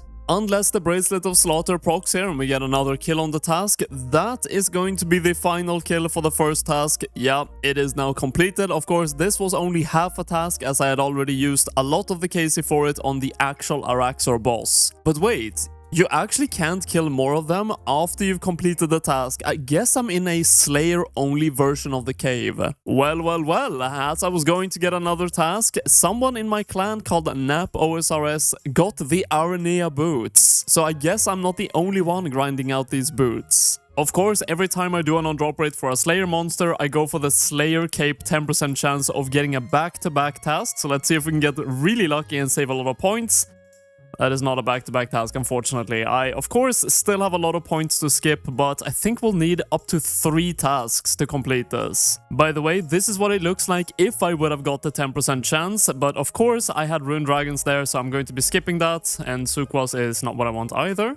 Okay, literal max task. Let's go. I was about to say they have pretty high weighting, so they shouldn't be that bad to get. I have seen some comments about people thinking it's actually harder than it says on the wiki to get, but I haven't seen any proof of that yet. You know, knowing now that you can only kill these high-level Araxytes in this specific part of the cave if you have a Slayer task makes getting the boots off task a lot worse, because this spot is genuinely very overpowered, but probably only because you can do it on a Slayer task. So getting a Slayer task is most likely worth it for this. I do have to warn you guys, if you're going to be doing this grind, however, the amount of loot that you get here is honestly insane. I mean, look at this. I keep getting drops after drops all the time, and I'm not even picking up everything. I'm trying to pick up as much as I can, but the fire runes, watermelon seeds, stuff like that that is worth just a couple of 100 GP, I'm not picking up. But most of the time on this grind is just literally spent letting the cannon kill stuff, hit 1 ranged hit, and then just pick up a bunch of loot. And on the topic of loot, I know that I'm going to get a lot of comments saying, why do you not have a herb sack? And the reason to that is because I just have never bought it, honestly. I've never felt the need for it, even though it is a very good item. If you're going to be doing this grind, then definitely get it. But currently, I don't want to spend all my Slayer points on getting an herb sack, and the other way of getting it is just terrible. This is the other method of getting an herb sack, by the way, 250 tithe farm points, but all I have to say is, if you've done tithe farm, you know why I do not want to do this. If you have not done tithe farm, then just give it a shot, and you're going to see why I'm not really feeling like getting 250 points. You know, one thing I can definitely give these Araxytes, with the amount of alcheballs they drop, they are probably insanely good for Iron Man. Look, I've got 413k cash, and I've been here for 10 minutes. I have to leave because I got a hard clue scroll, but 10 minutes, 400k pure cash, Iron Man, I don't know if that's good, but it sounds good to me. My, do we have a very thick Araxytes on the screen? We have the first superior. We are kind of unlucky on this one. It's 1 in 200 to see a superior, and we're at 370 something for the spawn. These guys have one special attack, and that is to disable your anti-venom protection, and if you don't reapply it, you can take up to a 50. But all you have to do to counter it is just sip an anti-venom again, and you're good. And the first drop is terrible. What is that? That is so bad. We have now hit the halfway points of the grind. We've made 2.3 million GP so far. Of course, most of the money is in the boots here. They are worth quite a lot of money. But that means we are halfway to losing a challenge. And it's been a while since I lost the last one. I think like 10 episodes ago was the last time I lost a challenge. So this might be it. I might be losing for the first time in a long time. The second task completed, and look how many Araxytes we got on that task. 314, and that is all thanks to the Bracelets of Slaughter. We extended it by what, 65 kills, something like that? That is why you need to get these bracelets if you're going to be doing tasks like this. But I think we'll need at least 2 more Araxyte tasks. Or, you know, we can just get the boots and win. We only have 53 points left, and I've still not got an Araxyte task, so we are going to have to give one last chance here to Kuradal. Please give me a that is the wrong task. But I guess that means we're going to have to do some normal tasks now and stack up some points and maybe get lucky later on with some more skips. And of course, for all of these tasks that we're going to be doing that is not the Araxytes, we are using the reverse slaughter bracelets, the expeditious bracelets. These have the same effect as the slaughter bracelets, but just the other way around. It has a 1 in 4 chance, 25% chance of 1 kill counting as 2 on the task, so it speeds up the task by 25% instead of extending it by 25%. Ooh, piece of candy. I actually realized I was very close to a milestone for the Wilderness Slayer tasks, and they do give the best points in the entire game. So after the skeleton, 69 skeletons, nice. For 300 wildy tasks, and that is a staggering 625 points. So let's see if that is enough. Oh, come on, yes, 245 Araxytes. That is nearly a max task as well, and I did not have many points left over. This is gonna sound like some insane copium. We have 100 Araxytes left on the task, and we need 170 more Araxytes done for the entire 800 KC. If my Bracelets of Slaughter just proc after proc after proc, it is technically possible to finish with only this task left, but the chance of that happening, not very good. With only 150 KC left, we have another superior. Let's see if this one has better loot for me. Oh, hard clue scroll, not too bad actually, but nothing too good of value other than that. But maybe the hard clue will be a banger. Oh my god! Already, like 50 KC later, another superior. Guess we're making up for the bad luck in the beginning with them. And third Mr. Superior, what do you have for us? Let's drink the potion not to get KO'd. No way! No fucking way! We got an imbued heart! What is the drop rate of this? I'll put it on screen for this specific superior. We finally got an imbued heart. You guys do not understand. I have gone 25 million Slayer experience and I have never seen an imbued heart. We actually finally unlocked it on my Slayer collection log. Yo, that is the most insane drop we could have got. 100 million GP. We have 61 out of 77 on the Slayer collection log. And look at that, 25.4 million Slayer experience before we finally got the imbued heart. And now, all we need from this grind is the Aranea boots for another slot on the Slayer collection log. But we are getting kind of close to the end of this. We're at 713 KC. It's not looking good. I just realized this is an on-drop rate. I'm now risking, because I technically got this on the grind, the imbued heart is now in the potential giveaway if I do not get the boots in the last 90 KC or so. I am very sad to announce that my Bracelet of Slaughter did not live up to my unreal expectations of extending my task by like double. So we unfortunately have only one. Yeah, that is the last one. And we still need 45 more Araxytes, so let's just go and fish for a task, which is for some reason very difficult for me. For most of my Slayer grind, I actually did not know about this trick, and I learned it about 7 months ago. So in case you guys don't know this, if you do get a Tsar task, you can actually pick Jad instead, walk into the caves, and then just leave right away, and it's going to skip the task for you, counting it as a failed task. So this way you can actually skip the task even without spending the 30 points. And it takes basically no time at all, so it definitely is worth it. Oh my god, finally! I've done like 50 tasks today, and as soon as I got any points to skip at all, I just tried my best to get the task, so we have no points at all. But thank god we can finally finish up this grind.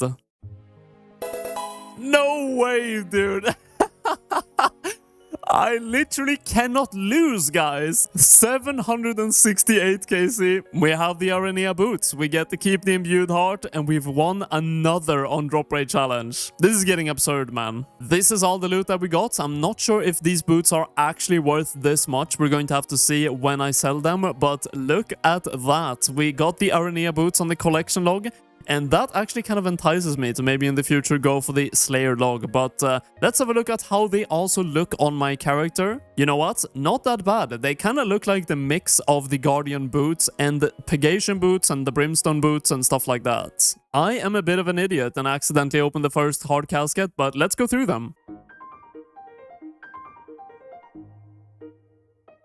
And the final one, do we get a master? No. Okay, well, nothing too interesting. So I'm not sure how accurate this is, but it says that it sells for 9 million, so let's just go ahead and try to set... Okay, well, it seems like it is accurate. 9.4 million GP. And we sold the imbued heart as well for 102.5 million GP. So on this grind, just in the uniques, we got 112 million GP, which of course you should not expect while doing Araxytes. You should not expect an imbued heart. But hey, you never know. In the most northern part of Varlamore, a new cave has emerged, containing a bunch of frozen enemies like the Frost Naguas and Shield Jellies. But most importantly, in this dungeon you can find a massive door which grants entrance to the newly released Amoxliatl boss. The drop table of this boss holds 4 unique items, but the one we're going for in this video is the tooth half of a key, Moon Key, at a drop rate of 1 in 500, which if we do get, not only wins us the challenge for this video, but also allows us to open a brand new chest introduced with Varlamore Part 2. And with the keys being pretty rare and hard to get, I'm really curious to see what this chest might hold. Before we can even access the boss, we have to complete the quest The Heart of Darkness, which I have all the requirements for. It doesn't seem to be a very difficult quest, so let's get going. And there it is, the final boss fight of the quest, the actual boss we're going to be doing for this on drop rate as well. I have a pretty scuffed setup with a Void Waker weapon right now, but shouldn't be too bad. Easiest boss fight of the century. I think it's a bit easier even during the quest, and I don't think after the quest it's going to be a very difficult boss. By the way, look at this absolutely insane fashionscape you get during the quest as well. New skilling fashionscape maybe? But that's the quest completed. Let's go ahead and gear up. Because Amoxliatl has a -2 to flat armor, the best weapons to use here are those with multiple hits at a time, and there's none better than the Scythe of Vitter, making this our final setup. We're also bringing the Burning Claws as a special attack, a Blood Amulet of Fury switch for some extra healing, thralls, and finally an Ectoplasmator, as the boss counts as a spectral and gives an additional 104 prayer experience per kill. Amoxliatl has 3 main abilities, and luckily none of them are very difficult to deal with. Over the course of the fight, the boss will spawn these ice spikes around the arena, dealing around 15 damage to anyone standing on them when they activate. And after they are activated, some of them will leave damaging ice on the ground, ticking rapidly for 8 to 10 damage if stood in. Both of these can be avoided simply by not standing in them, so stay on your toes. After a few attacks, the first special attack is used, which is either the rock ability, spawning 1 to 4 rocks that all needs to be hit with a melee weapon and destroyed. If you do not do this, the boss will absorb them and heal itself. The other ability is a magic icicle shot directly at you at a slow pace, disabling your prayer and hitting you for semi-high damage unless you reactivate your protect from magic again. That's pretty much it. If you can deal with those abilities, you can defeat Amoxliatl. Hey, first kill down, and we get a frozen tier as well. These are guaranteed, and they are used as charges to the teleport for this boss later on when we do get the necklace for that. And this is why I have the Blood Amulet of Fury, because basically all the damage here is avoidable, so if I take any damage, I can just switch to the Blood Amulet of Fury, heal myself to full, and I should be good for as long as I have prayer potions and super combats. Oh, and if you're bringing thralls, it's good to use them. We have the first blessed bone shards coming in, 69 of them. Nice. These are dropped in many places in Varlamore and can be turned into prayer experience, which we will do at the end. Already after 4 KC, I kind of had a full inventory, so I teleported out to bring way less food. I realized I don't need it. I also now added the loot tracker at the bottom of the screen. If there is one boss in this game I would recommend tile indicators on, it is definitely this one. It makes everything a lot clearer what tile you're moving to, as you have to move a lot during this fight. And actually thinking about one of my friends who recently started playing old school RuneScape, this is probably a very good fight for him or anyone who is kind of new to bossing, because movement is quite a difficult part of RuneScape PVMing. So if you're out there, you don't have too much bossing experience, I would highly recommend this boss. Obviously with a small sample size at this point, but with my gear, it seems like I'm getting around 40 seconds to 1 minute kills. And including banking and all that, I would assume you can get around 60 to 70 kills an hour. But of course, this boss is not really meant for people with a Scythe of Vitor, so if you're coming here with lower gear, you can probably expect 40 to 50 kills an hour, which is honestly not that bad. It's pretty fast. Oh, this one has to be a personal best. It felt so fast. 40 seconds, okay, not as fast as I thought it would be, but still a personal best. Even though I think that's fast though, I'm sure the speedrunners of this game has probably got it down to like 20 seconds or something. But that is the end of the first actual real trip, I guess. We're out of Divine Combat Potions and we got 32 kills. I do think I can probably bring more Divine Combat Potions and more Prayer Potions as well, because I didn't really have to use any food with the Blood Fury. Oh, and of course, there is always a scoreboard outside the new bosses. Let's see what the fastest kill in the world is. I thought 20 seconds. It is 15. Oh my god. How is that even possible? They have to be bringing like Sarite Crossbow, get the most insane special attacks, maybe even D-Claws instead. That is crazy. And luckily, we have the answers, as the absolute beast Molgot Kirby has the kill recorded and uploaded, and with his permission, I can show you guys how it was done. First off, he is on a Slayer task for that 15% baseline damage increase. He uses Spellbox Swap to have both Vengeance and Thralls during the encounter, and he begins it by using a Sarite Crossbow special attack, dealing 112 damage. He stands in the Icicles to deal a Vengeance damage and recoil damage at the same time. He swaps to the Scythe of Vitor, hitting a 78, which follows up by a 79 Granite Maul special attack. He reuses Vengeance and sticks to his Scythe of Vitor, which hits extremely hard back to back. And finally, he finishes off the boss by lowering his own hit points to 1, equipping full Darox and slamming the boss for its final 82 hit points. I probably even missed something, but that's how insane the world records are for even easy bosses like this. Oh my god. 40-second kill on 40 KC. It's a sign. It has to mean something. I don't know what, but something. Oh, yes. Yes. I was waiting for this. The Pendant of 8 Inerts. This is the teleport that makes it a lot quicker to get to this boss. It's not very rare. It's 1 in 25, so we were actually kind of unlucky, but that is such a great unlock for this grind. Okay, I don't need that, but another Pendant of 8, only I think 8 KC after the first one. I would assume I can probably dismantle these for charges. Yeah, I can. Okay, 100 Frozen Tears, just like the Serix Talisman. I mean, I'm not complaining, just some free teleports. Oh my god, I'm an idiot. Yep. Time to try out the amulet. Let's go ahead and charge it. 346 charges. Previously, it was quite a long run, so let's see what we can teleport to. Twilight Temple. It seems really close compared to what I could get to before. Oh, it's this close. That's pretty much where the boss is at. Previously, I had to use the Quetzal system all the way to Quetzalcoatl George, or whatever the hell that name is. Run all the way north here, and then to the statue I'm standing at right now to get to the same spot I can teleport to instantly. Oh, we have the first elite clue scroll of the grind. I don't know the drop rate of this, unfortunately, as it still says unknown on the wiki, but judging by other releases recently, I would say that it's probably pretty rare. Oh, all the uniques are just raining in. The Glacial Temotlis, these are the new weapons introduced with this update, and they are crush weapons, so they're actually pretty good at this boss because it's weak to crush. So if you do have these or you can afford them, they're only like 130k, they're pretty good here. But me, I don't need this. I have the Scythe of Vitor, but let's go ahead and sell it. See if it's not even selling for 129k, so not too valuable, sadly. Really, the only hard part about this collection log will be the pet, because at 124 KC, I already have everything completed, and the hardest item except for the pet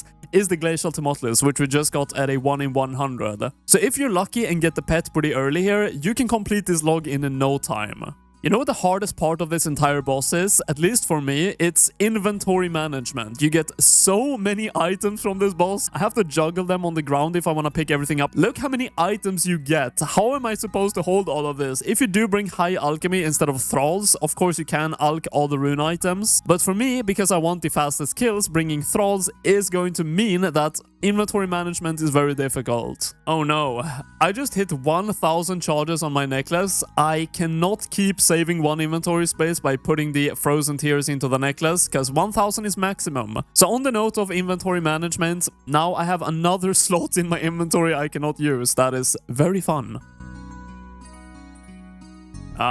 Tooth off of a key. I think that's on the rare drop table. But why is it untradeable? Wait, is that the actual item? I thought it would be called Moon Key. Did I just win? I did!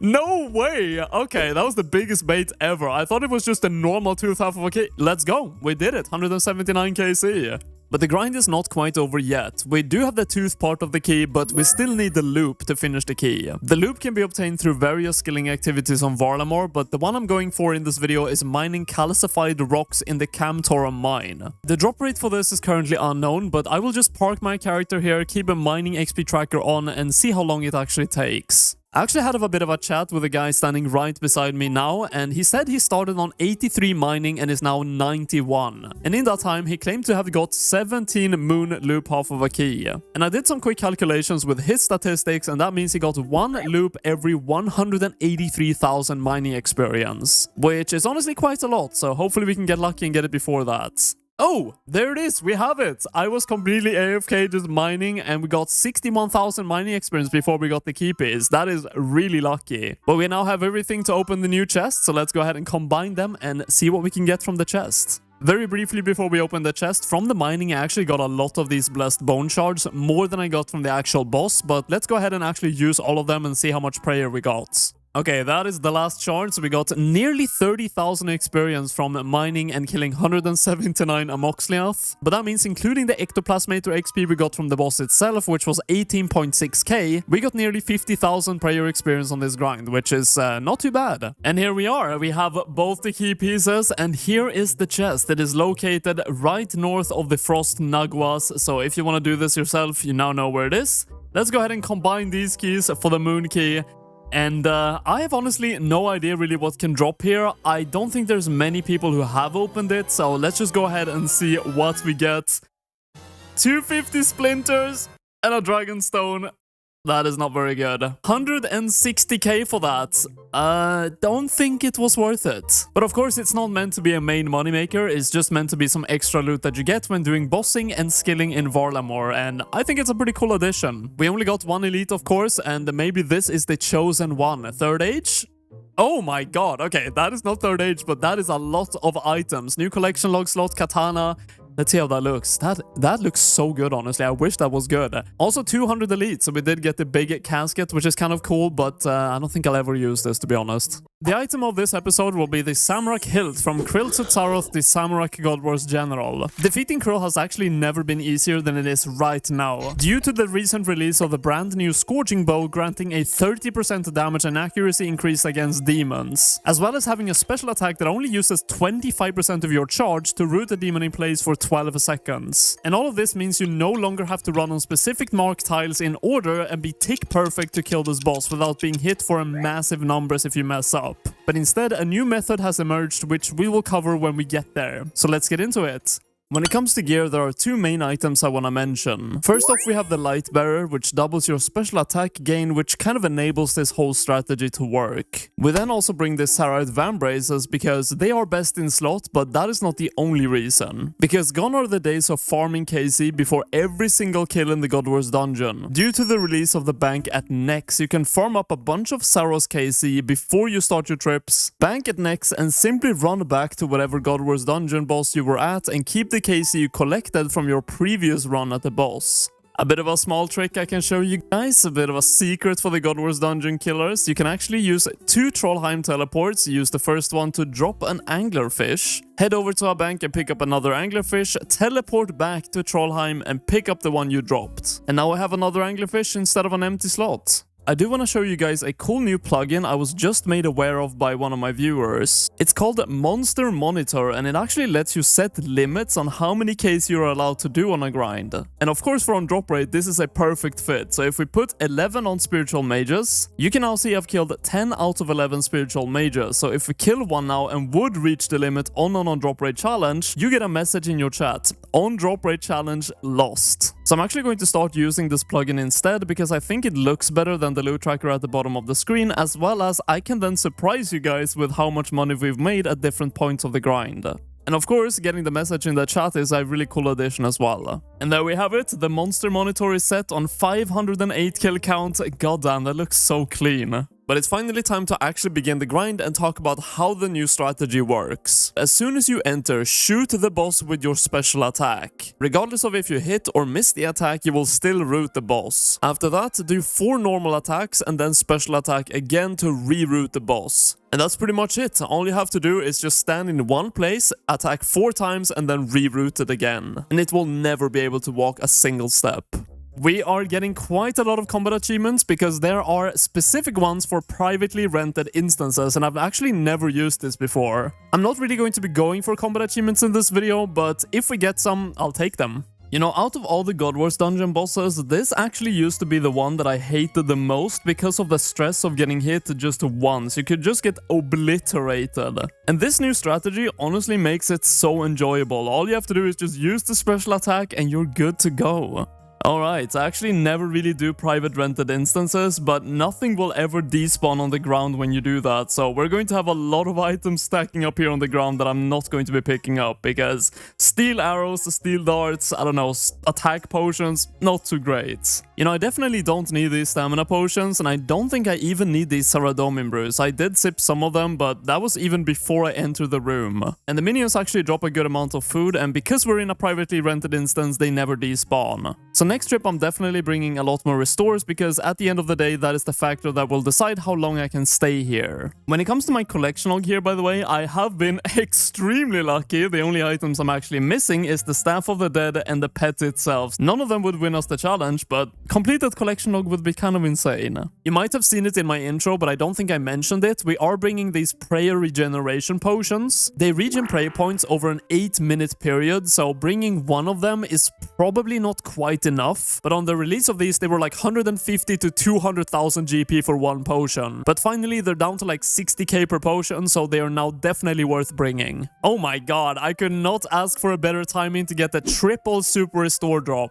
We were down to 1 Sandfuse Serum, but with these, I can probably stay for another like 5 to 6 kills. I think we have another combat achievement coming in here, just passively getting it by killing the boss, I guess, but that is a Grandmaster task, Ash Collector. The requirement to get this is kill 20 krill in one session in a privately rented instance. And with the new strategy, this was a cakewalk. Oh no way, the first drop is a Steam Battle Staff. This one is a 1 in 127 drop rate. The same drop rate as the Samurakian Spear, but this one is 55k and the Samurakian Spear is close to 3 million. Oh my god, that was like a 10-second kill or something crazy like that. Oh! No way. First Samurakian Spear. Okay, I guess the speed kill got rewarded. 2.8 million GP. Not a Steam Battle Staff this time, but we got one of each on the same trip, I guess. But that's the end of the first trip, and I would say very successful, honestly. 36 KC in one trip, and I did not at all bring the best inventory. You can see I have a lot of food left here, and a lot of food on the ground as well, so I can definitely bring way more restores. Okay, I think that's a way better inventory, and we also get 1 additional inventory slot because we don't need the ecumenical key anymore. Oh! No way! We actually got the Staff of the Dead, one of the 2 last items I need. That is kind of insane, and it's actually really valuable as well. Same drop rate as the Samurai Hilt though, so that is a missed chance at winning the challenge. God Sword Shard 3 coming in from the boss. These are of course 1 in 762, but there are 3 of them, so they're not super rare to see. There is a chance we end up getting God Sword Shard 1, 2, and 3, and then also the Samurai Hilt, and we can actually make the entire sword. But right now, we only have 1 piece. Wow, we are getting a lot of drops this trip. Steam Battle Staff, unfortunately, though, is not the item you wanna see.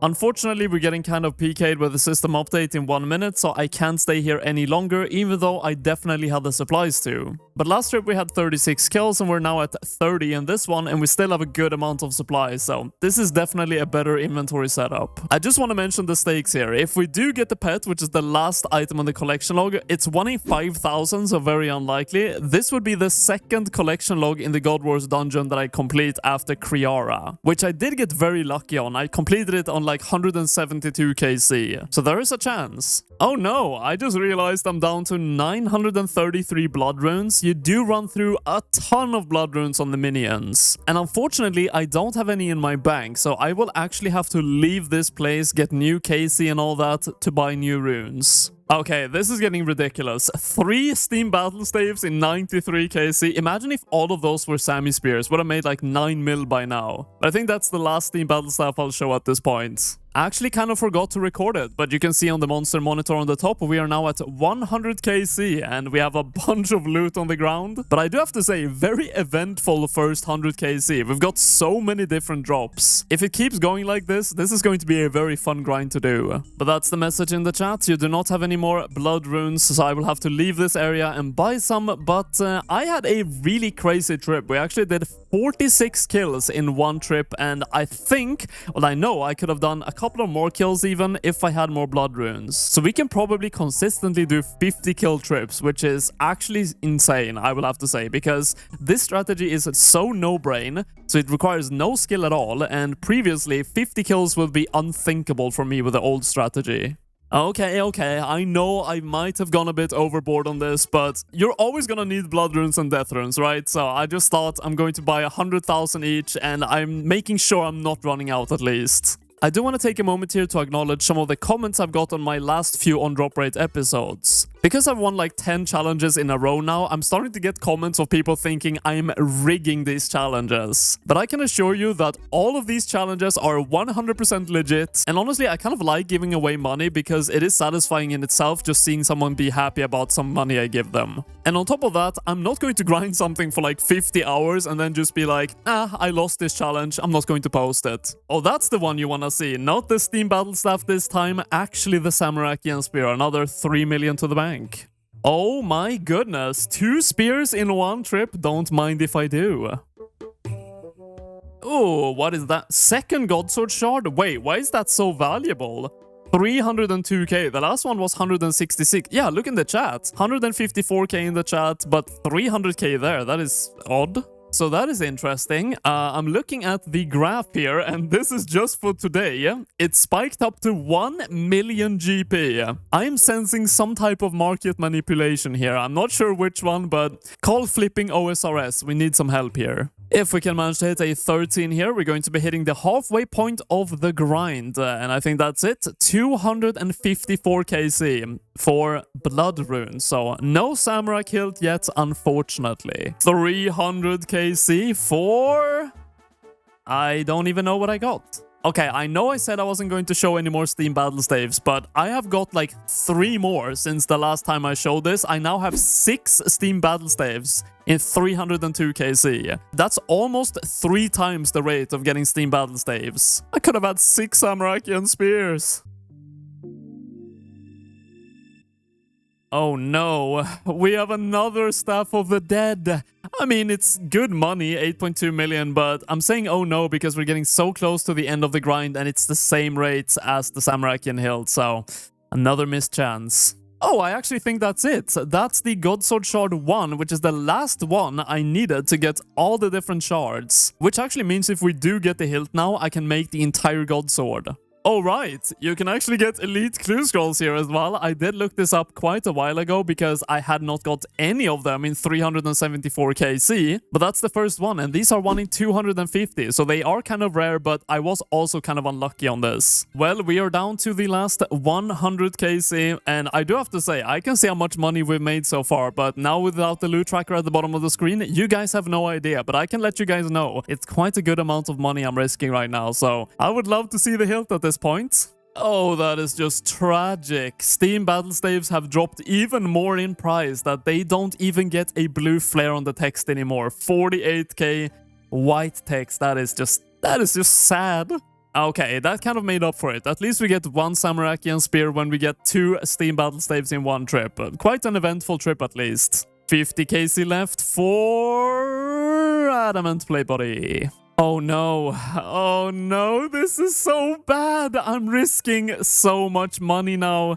A third missed chance at the hilt, so close to the end as well. I mean, for you guys, I guess this is great. Well, I'm starting to feel like it's pretty much over at this point. 500 KC, 8 more chances to go, and we get some coins for 500 KC. But not too long ago, I did win a challenge on like the last few KC, so there's still a chance. 506, 507, and finally 508. If we don't get the Samarakian hilt here, well, already a bit prematurely in the chat it says we lost the challenge, but it is correct, Adamant Plate Body. And the KC is done. We actually lost a challenge. I think it's actually been like a year since I lost the last challenge. But here's all the loot that we got, including the minion loot, which I am going to be counting in for the giveaway. But this is the way the collection log looks after this entire grind, and I do have to say, we did get very lucky on the Staff of the Dead, getting 3 of them, but unfortunately 0 hilts. And maybe next time around we can manage to get that pet. And obviously the money that we get from this Elite Clue Scroll as well is going straight into the giveaway, so let's see how much we're adding to it. 244k, that's not that great.